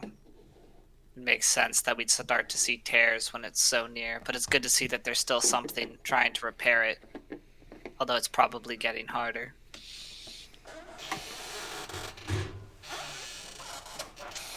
Now here's a scary thought. You were given something that helps you to see below the layers of reality. Do you want to dare that? See below the layers of reality? While looking at those cracks? I think audience already knows. Okay. And the last time he keeps when he does things that like stares through the cracks of reality, he always seems to catch the attention of the thing staring back, and then that leads to trouble. So he's gonna skip it this time. Okay. Listen, I can throw out all the insults I want. It's just gonna make it matter. Yeah, a normal person, you can insult them, and even if they get angry, you can probably beat them. An all powerful entity capable of breaking through the barrier of a world, if you insult them, it's kind of on you if you die.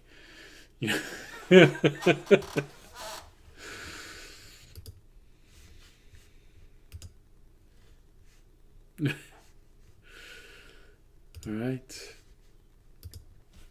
It lasts for several days, and some notice, some pass the comment that it lasted longer than usual. Usually it's several days, but they could see it in the sky for over a week this time. It's never happened. Most people say that it's just a good omen, with everything that you just said. It's a sign that this year is going to have more light than usual. But some are worried.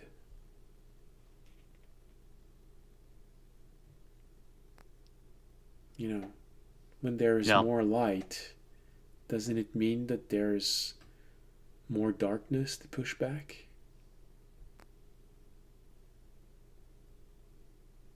Actually, now it's making Raimi wonder if it's like similar to a situation from way back when, that there's actually like a little sprites like it in these lights actually sewing the cracks themselves. But he can't confirm that since they're a little far away.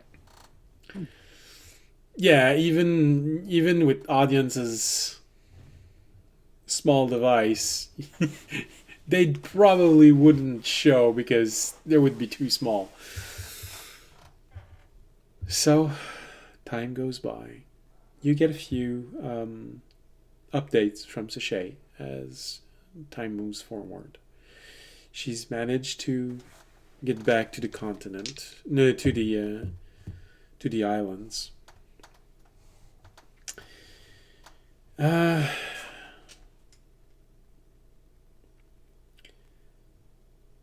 Hi Sal seems to have been hit very hard, and she tells you that she's having a lot of difficulty trying to get people to rally. She's had some success, but the iron hand of the wizard is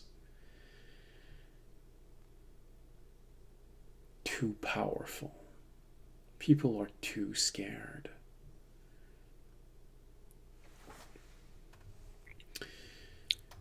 Can I give her, through multiple messages, a speech that I think would help work rally them, going off the knowledge I have that they're going to one day use, make her their queen, and use tiny tidbits of that knowledge within the speech?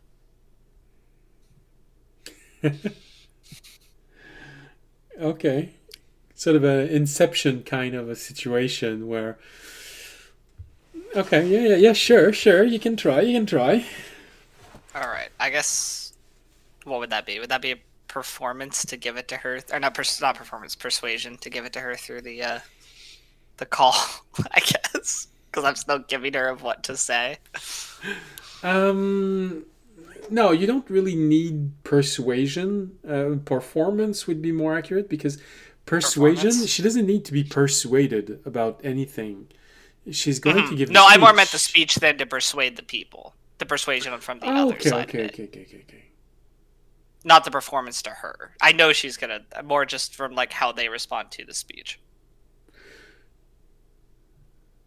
That is a 23. Okay.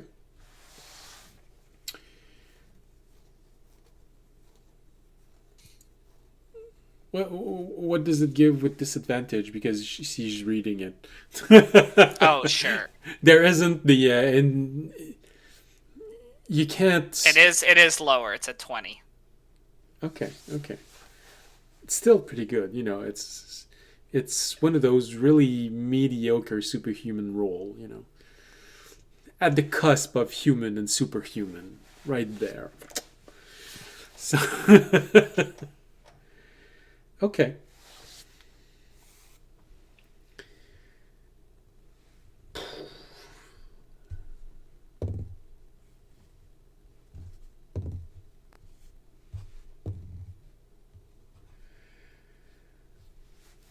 Small difference. Small difference.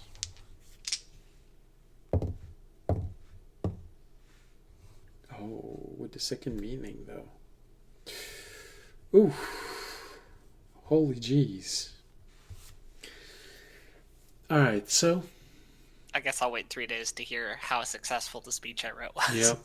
But since it's 2 weeks, you get 4 reports like this throughout the whole thing. So she wasn't able to recruit a lot of people from High Sal. Everyone is too scared, and she's not known enough.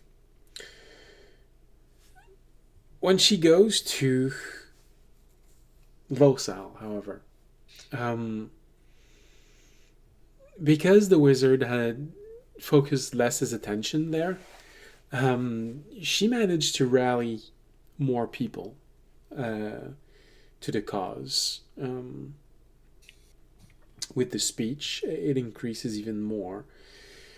And a lot of people want to join in. A lot of people are tired of this and they're hearing what's happening on High Sal and they don't want to be the next victim. They're looking at this as if something's about is going to fall on them.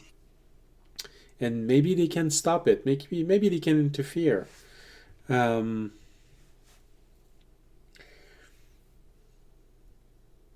The rebels, we can call them.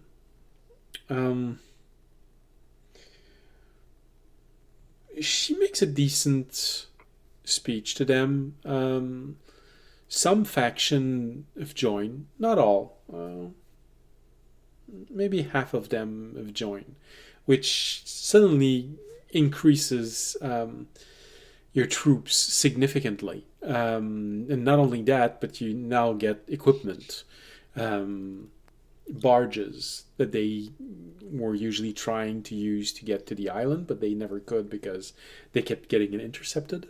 But with your fleet arriving, it simply means that if they coordinate with you, they'll be able to breach. And that's very interesting to them. Oh, I just thought of an idea that I could have Sarn do. I'm gonna go talk to Sarn about it. Okay. I have an idea. I don't know if it'll work, but I do have an idea. All right. All right. I would go find Sarn and the other druid, Connie.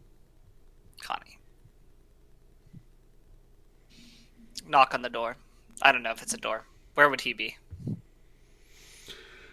Sarn would most likely be as close to the outside as possible because he's a druid. This ship represents everything that he doesn't like about civilization. So he'd probably be on an observation deck. Okay. We'll say I meet him at the observation deck. I'll just walk in. I'll be like, Son, I had an idea for when we got there that might help us in the assault of the tower. But it would be up to you and Connie to make it a success. Well, do say.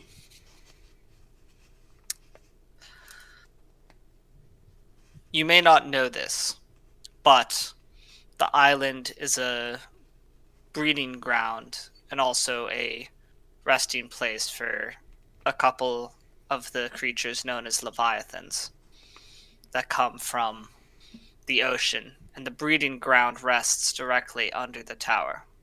Now, I don't know your full abilities as a druid, but I know you have the proclivity to be able to communicate with creatures. Yes, of course. Potentially. And I was wondering if there was any way that you could convince the Leviathans to either ally with us or at least be willing to let our forces by, which the wizard would not expect, as he's always kind of used them as a line of a defense to help prevent assaults from the water.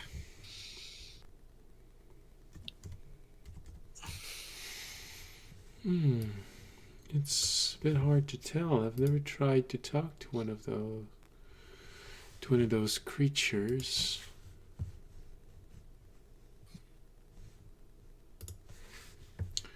Give me a moment.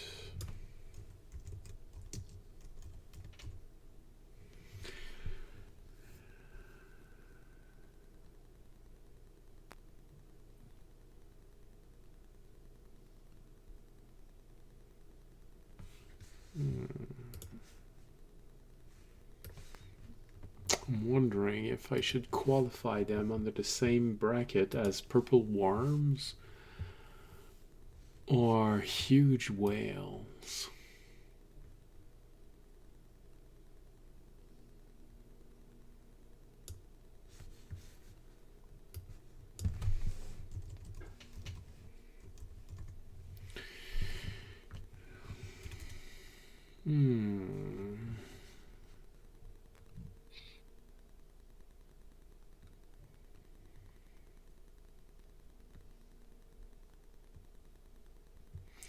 How about we take our break and I read if this dinosaur fits into the category of beasts? Absolutely. Well, that increases your chances. It would be time for the break anyway. Yeah. So. So it would give me just a little bit of time to read the definition of monstrosity and beast. All right, so we'll go on the break, and you'll get the answer when we come back. All right. We do the marsh usually. All right. And... all right, we'll be back in 15 minutes. Bye.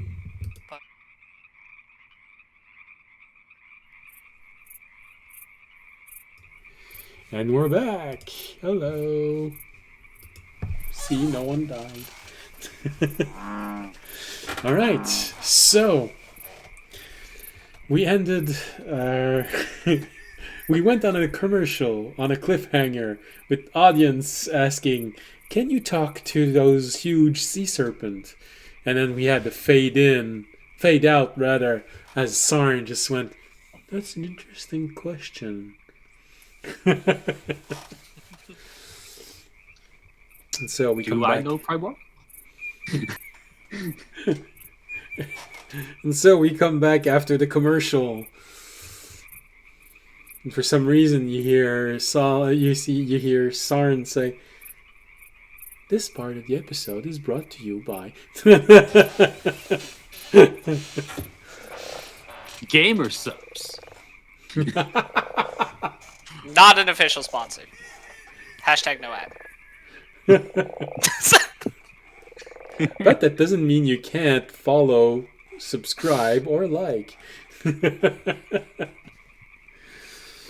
That is a hashtag Also, ad. also brought to you by Oxygen. Always nice to have. Just breathe it in. Well, maybe no more than about 20% or so, because All right. Breathe it in with. we don't want the very air that we breathe just start spontaneously lighting itself on fire. No, all right. So breathe it in with 80% nitrogen. No, not nitrogen. God damn it, that would hurt so bad.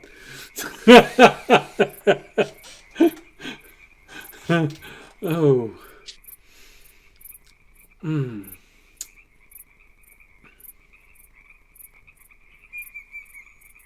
Why can't I remember the name of the other gas?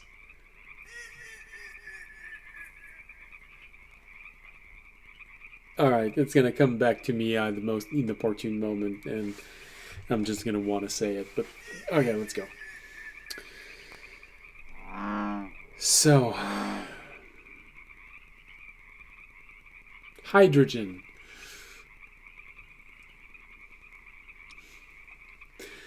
Um, Sarn takes a moment to think about. Oh, we don't need the toads. They just follow Sarn everywhere. Whenever you get close to him, you hear the swamp.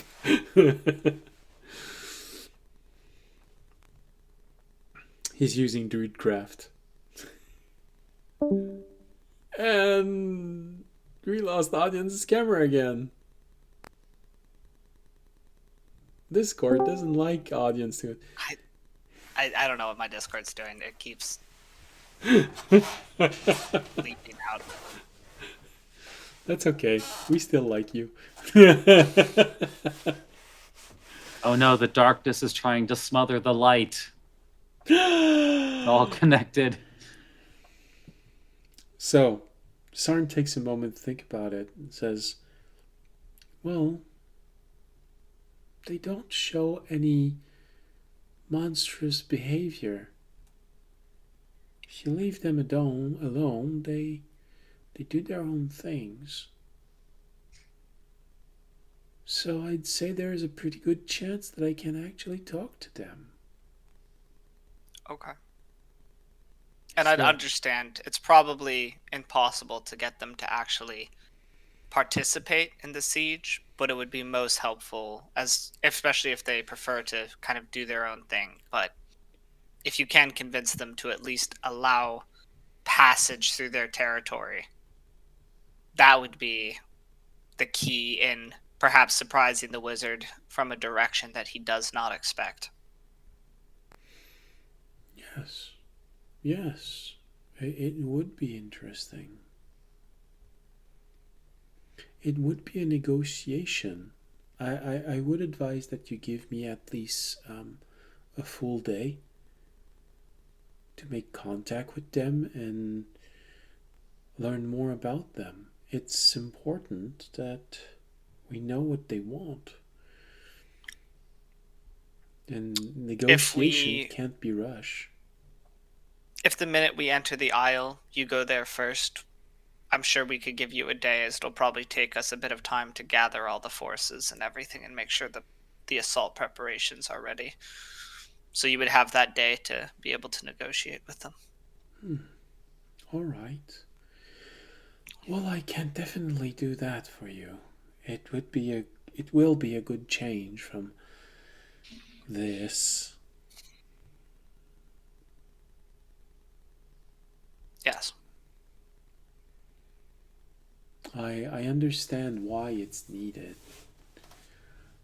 I just don't see why this is needed.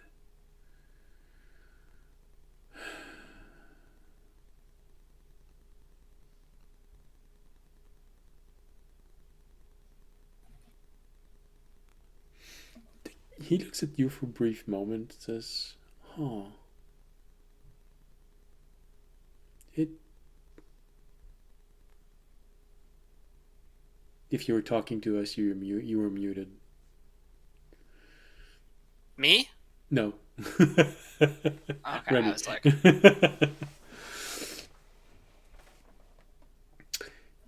It does look like you're path has evolved since the last time.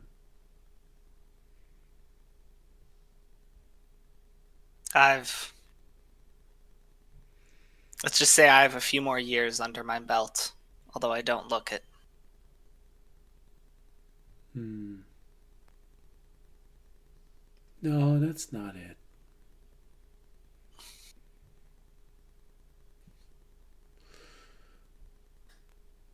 I think your destiny has changed slightly. I think audience would perk up and go, "What do you mean?"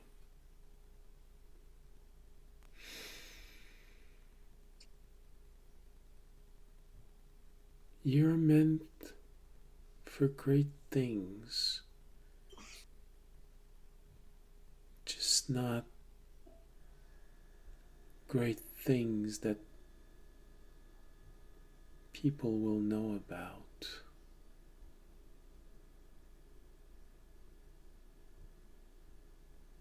Audience kind of nods and is like, "It's not the first time I've heard that. Although the first time it's been confirmed that my destiny has taken that path." Well, you seem to have stopped struggling against that. You've kind of accepted it, I think. That the greatest heroes are not always those that everyone sees.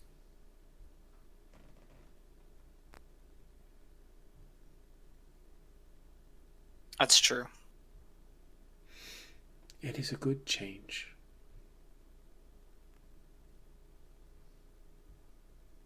Well, I appreciate you letting me know that I'm on the right path. Well, there's still more to come. And you just don't quite look like you're ready yet. And he squints a little bit when he looks at you. What am I lacking? You say I have the conviction, and I've stopped Hmm. fighting. What am I still missing? Experience.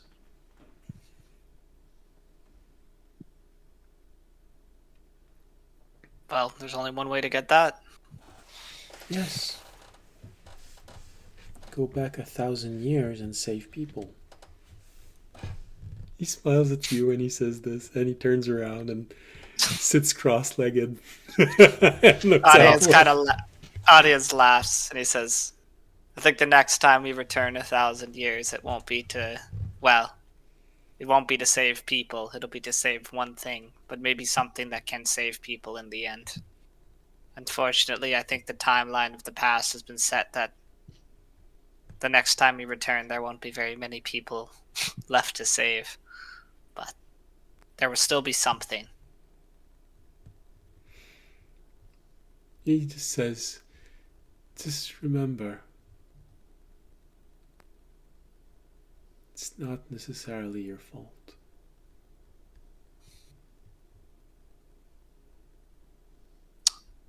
I am not so arrogant as to think that everything is my fault. That everything functions because I made a decision. I know that there are forces much greater than me outside of my control. But I still hope to change what I can and to do my best in saving who I can. And hopefully that's enough.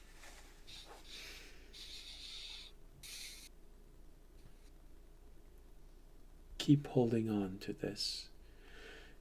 You'll need it very soon. All right. And I will leave Sarn on the observation deck. Right?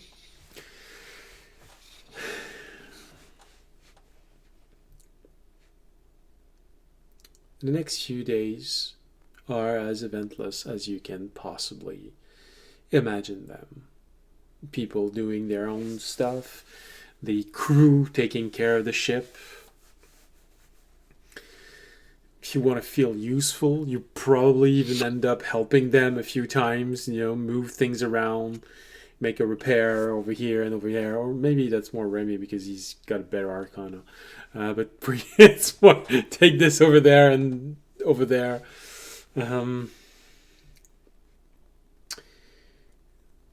third message that you get from Sachet is you can't help but to hear the I don't want to say distress because it's not oh my god, I'm in danger, but it's more of a oh my god, what do I do with this? Because of the speech you gave, I made an initial roll about how the people she convinced would see her. Mm-hmm. And although the island on which she was the least successful, High Sal, and recruited only a few handful of people, in the message she tells you that they follow her everywhere. She can barely go take a pee without them establishing an entire garrison around her. Audience will kind of give a laugh in that, and he'll say, welcome to being a leader of fanatics. They believe in something you've told them, and that's become a belief in you. Perhaps even a worship in a way. And you may not want it, but in situations like this, they're now your responsibility. Worship. Whether you want it or not. Worship? What do you mean, worship? Why would anyone Mortals worship me? Well, it's how you present yourself to them. It's the message you give, how it resonates with their heart, their soul. You can't stop them. That's the funny thing about mortals. They choose to worship what they want and who they want and what they believe in. You simply have to trust that you're leading them down the right path and do your best by them while you can. I can't even promise them that we'll survive the next 3 days. It's not your job. It's just your job to keep their belief alive. And whatever the message is that you're trying to give them, if it's something you believe in. But make sure you believe in what you're telling them, because otherwise you're wasting the worship that they've given. Don't make the same mistakes I did. Don't let people follow you under a blind message that you yourself haven't ever really understood. Make sure they're following you because it's what you believe in. But what did I say to convince them that like that? Was it really a speech that you gave me, or was it a disguised spell? No, it was a speech. Are you sure? Because this sounds like a friendship spell, but on mass level. No. It was just something to help reach the people, to show them who you are. Because I know who you are, and you're someone worthy of their eyes upon you. Now it's up to you to do with that what you will. Worship.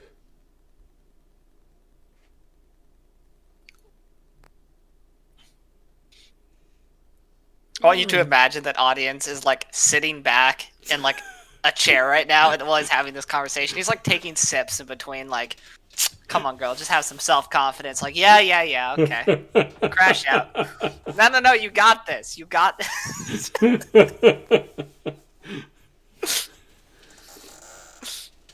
And in between two, oh, that's a nice tea. Flavorful. Yeah, you got this. Audience life coach out here.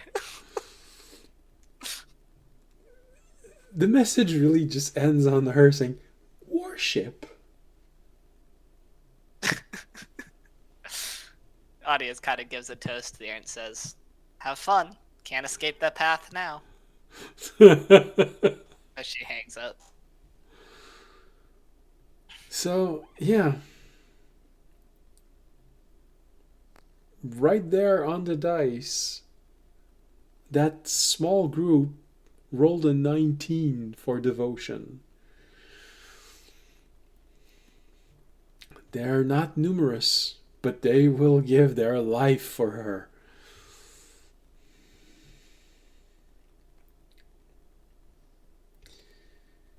The last message that she gives is that she managed to rally as many people as she could. Some guilds,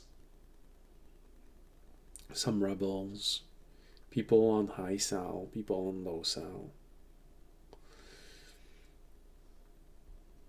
She sent a lot of them to Mid Sal, and that's probably not exactly reassuring for you, audience, but she does say that Fisher's family uh, greeted them as they as they traversed the long railroad leading to the other side and helped them to acclimate to this life on the run, um, but also preparing them for a fight to come. Because for some reason,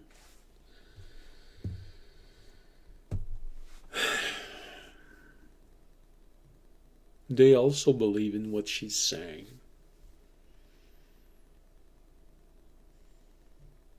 For some reason, huh? It's so weird. Who could have ever predicted it?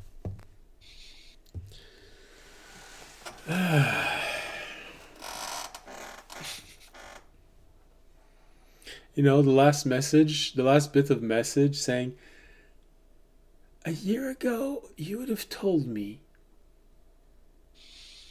that I would meet a toe licking machine that would become someone willing to sacrifice itself for me?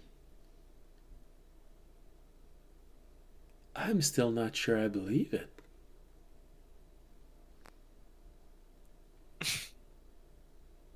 The world's a wacky and wonderful place, I guess.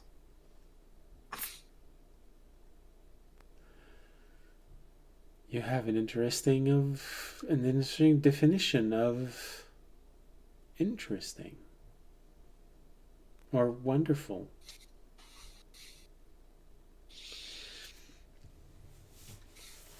So, after a full 12 days, you're nearly there. 2 days ago, you received a message indicating that Tasul had entered the island chain. Okay. And he was I would ask him to give reports as he, on his progress once he entered. Let's tell you. I would also let Sachet know that our first line of ally had arrived. All right, so the very last few moments when you arrive and you start circling this island, you wait for everyone to report in to know what's happening.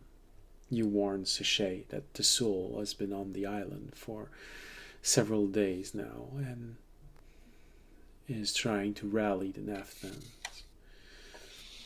Sachet tells you that the different rebel organizations have also mustered on each of the islands, preparing to launch a multi-prone attack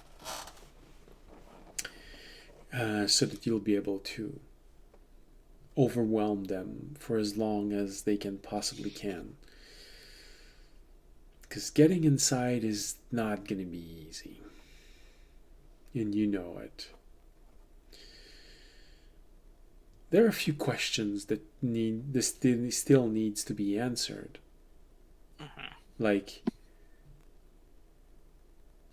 who are you going to go with?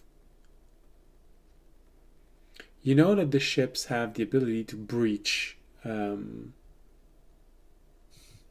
shields, barriers, Yeah. and that a large amount of them will have to enter the barrier, meaning that you could simply stay on the ships and coordinate and launch an attack when you're ready, or you can disembark, go on the island, and try and meet up with some of the people that you've recruited, with Sachet, with Fisher's family, with Tasul, Kalm, and all of those people that Sachet has managed to rally to your cause. I do think audience would want to, like, once we entered, like, I think he'd want to at least go down and have a conversation, so it was kind of like the two sides were coordinated with each other, but he wouldn't necessarily assault from the ground. It would be like kind of a coordination. Like, he'd at least want to go down, maybe with even some of the other captains of the boat, to the leaders on the ground, just so we could all at least have one meeting together before the assault to just be able to coordinate our plans, if that was possible. It's your quest. You're leading this. If you say that you want this, they're going to try and make it happen. Yeah. Audience would be like, it would be good if both sides of this could meet to... I'm sure the wizard's already aware of this large... Or have we entered the island yet? Right now, you're right outside of the barrier that judges people. Right.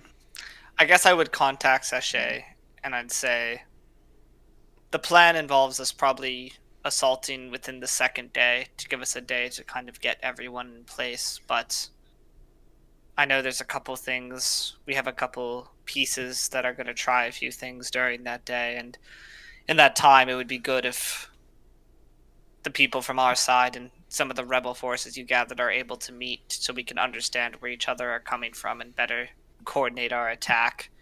I don't know if you would know of a location. I'm sure the wizard will be aware of us once we enter.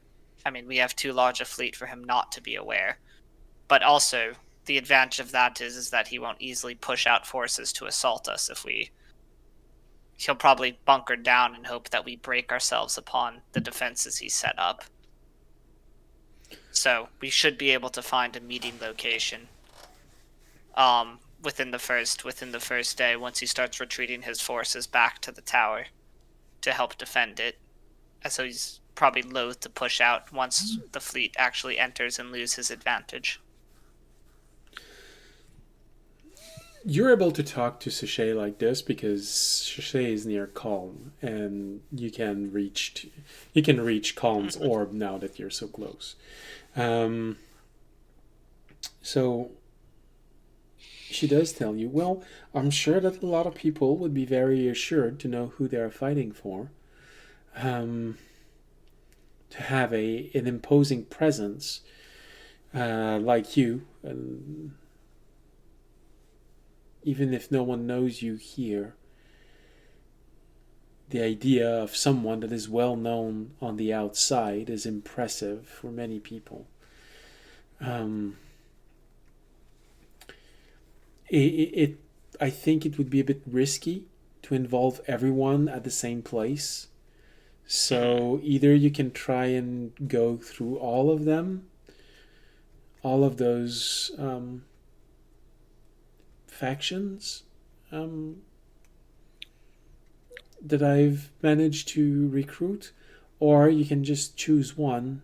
I'm currently on Losal. Well, if you're saying, has there been a leader decided for the ground force yet, or no? Are you the leader? Are they the one that you kind of, I would say, would be the head of all the groups, or do they still have separate leaders that run them? The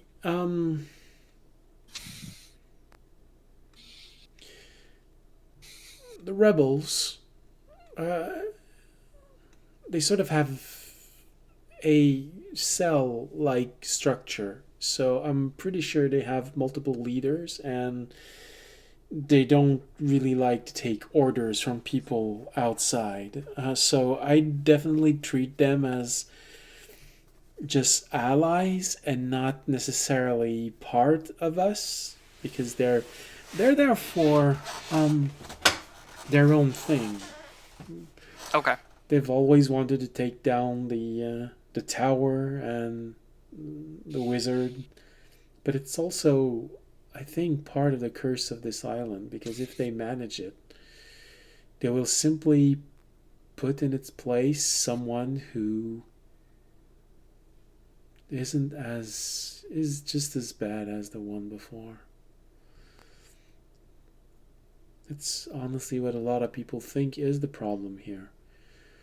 Well, those who take the time to read about the history of this place, I mean, that's not a lot of people. Um, the population and the guilds, they seem to think I have all of the answers. I can barely figure out how to feed all of these people. Always feels like we're 2 days away from complete breakdown of everything, but somehow it always work.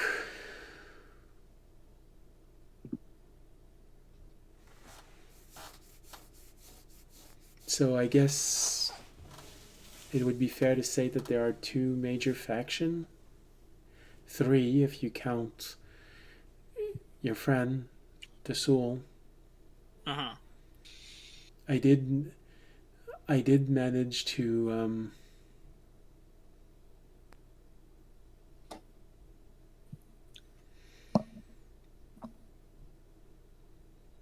meet up with the Soul once. Okay.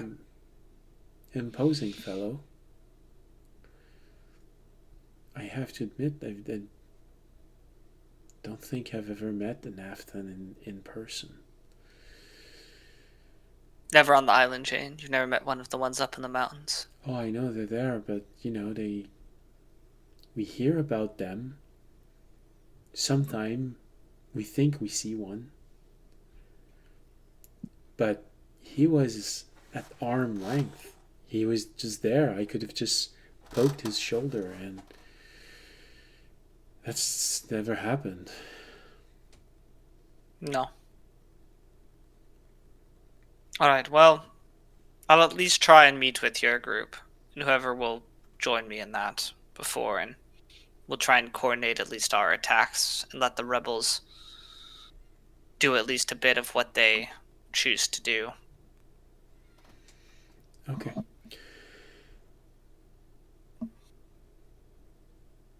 Okay. I'll send you where we are currently. You said you were on Losal? Yes, I am. But Calm has a meeting place in mind. I think he's gonna give you the proper place. Something Okay. a little bit out of the way, but still not difficult to reach.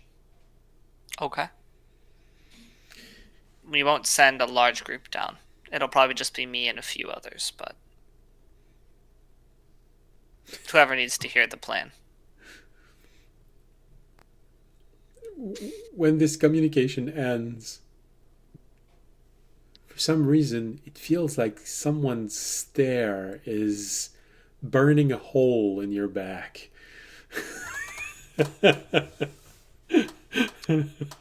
Yeah, I know who it is. You hear this little gnomish voice. So, is that her? No. That's Sachet. She's. They don't think of each other that way. Oh. Really?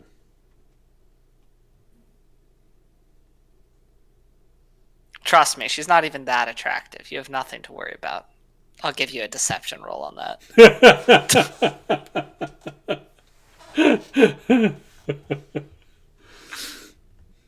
It's 17. Yeah, that's decent.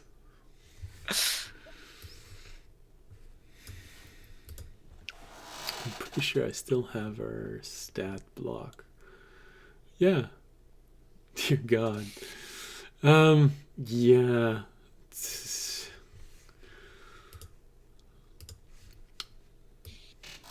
She looks at you for a brief moment. Oh, good Lord.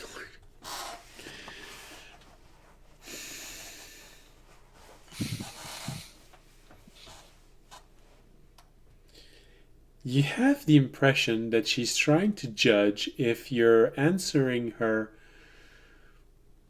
by forcing the eyes of a paladin or by closing the eye of the humanoids. You know, no one is just beautiful. It's all in the inside. That's the paladin talking. Mm-hmm. I'm not going to give her anything else. I'm just going to kind of stare at her.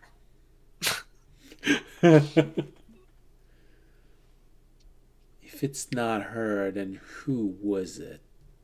You said that there was someone. Well, I don't know. You'll have to ask him. No. You said there was someone there. It was a town. Dude, I said he was staying in a town for a long time. I don't know who was there or who wasn't.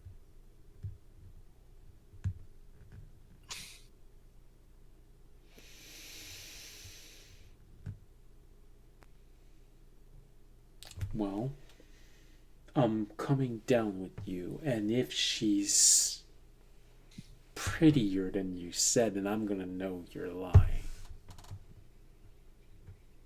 Okay. You can come, but you're not allowed to make a scene. We have bigger things at stake.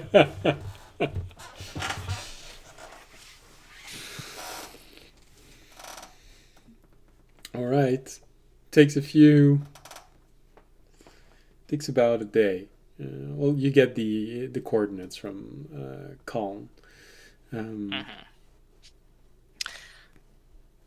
The only thing I will say, because it's becoming 10:30, and this would be another chance for Andre to talk to kind of reunite with his family.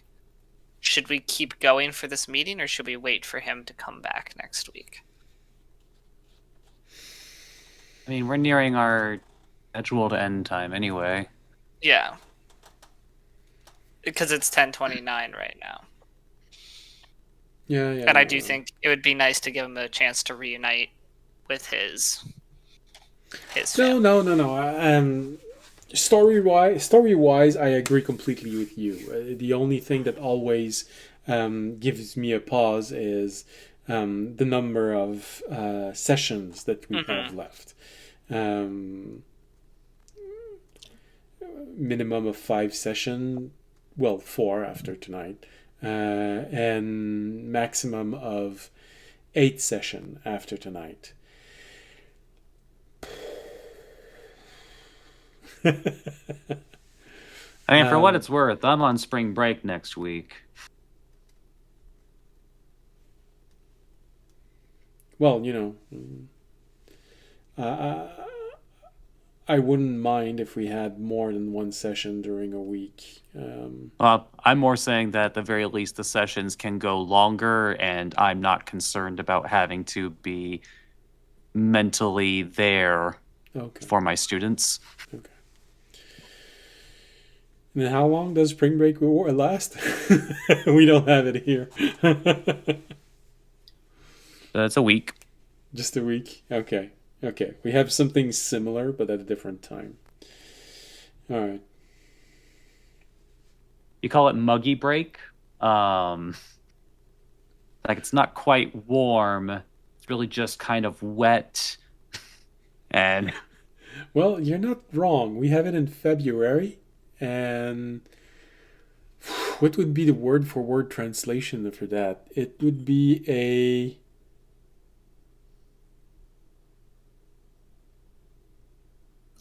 week of let go.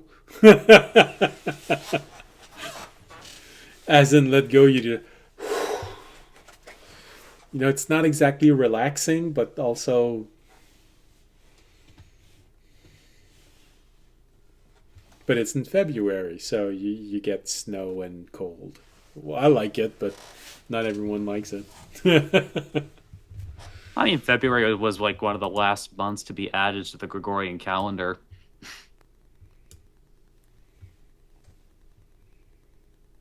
It used to be the time period where no time was recorded.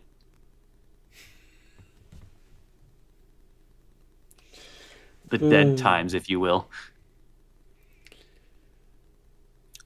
Yeah. I think I will also say my next Monday. Yes. I do believe I'm doing something in the morning and afternoon, but I don't believe I'm doing something in the evening. Okay. So. Okay. I all will right. Let's give you a more updated. I'll ask tonight, but. So, all right. So, no, of course, story-wise, it's the better choice. Give yourself the ability to reunite with everyone.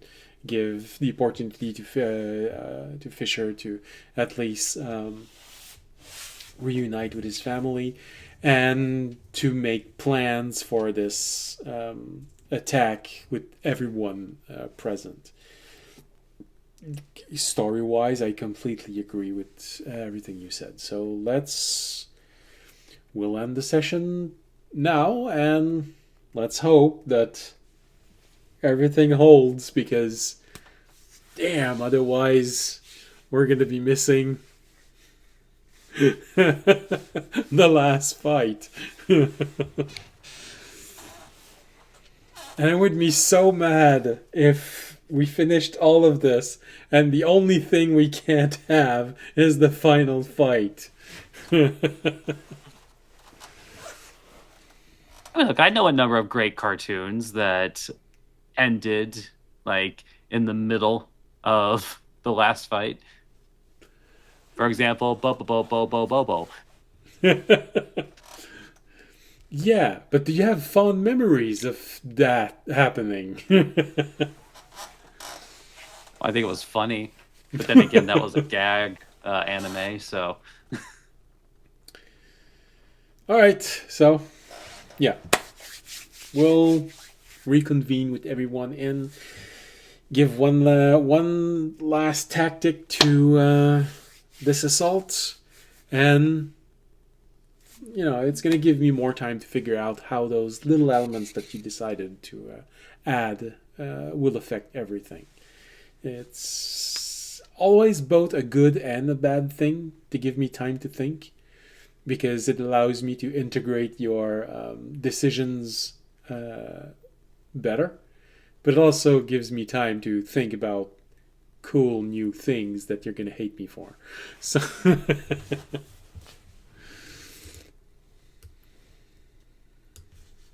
all right. Well, in that case, we're going to go with the campfire. And we are going to end today's session here. So, thank you for stopping by. Hope you found whatever it was you were looking for, and hope you had a pleasant whatever part of the day it is, wherever you are in the world. Remember, if you want to help us, we got Twitch, Twitter, YouTube, Patreon, a link below for donations. Only donate if you can afford it. But donate if you can, because I kind of need it right now. And if you can't do any of those, well, simply spreading the word of the channel helps tremendously. So, like I said, thank you for being here tonight. Thank you for stopping by. Hope to see you again next week, next Wednesday for the live rebroadcast, or if you're part of the group that watched the rebroadcast on Friday. See you next week on Friday. And if you want to watch me do maps, Thursdays. And actually, I had a good idea for the map, so maybe that's going to be interesting in the next few weeks. All right, so yeah, that's it. Thank you for stopping by. Thank you for your time. Hope to see you again next week. And as always, stay safe and stay healthy. Good night. Good night.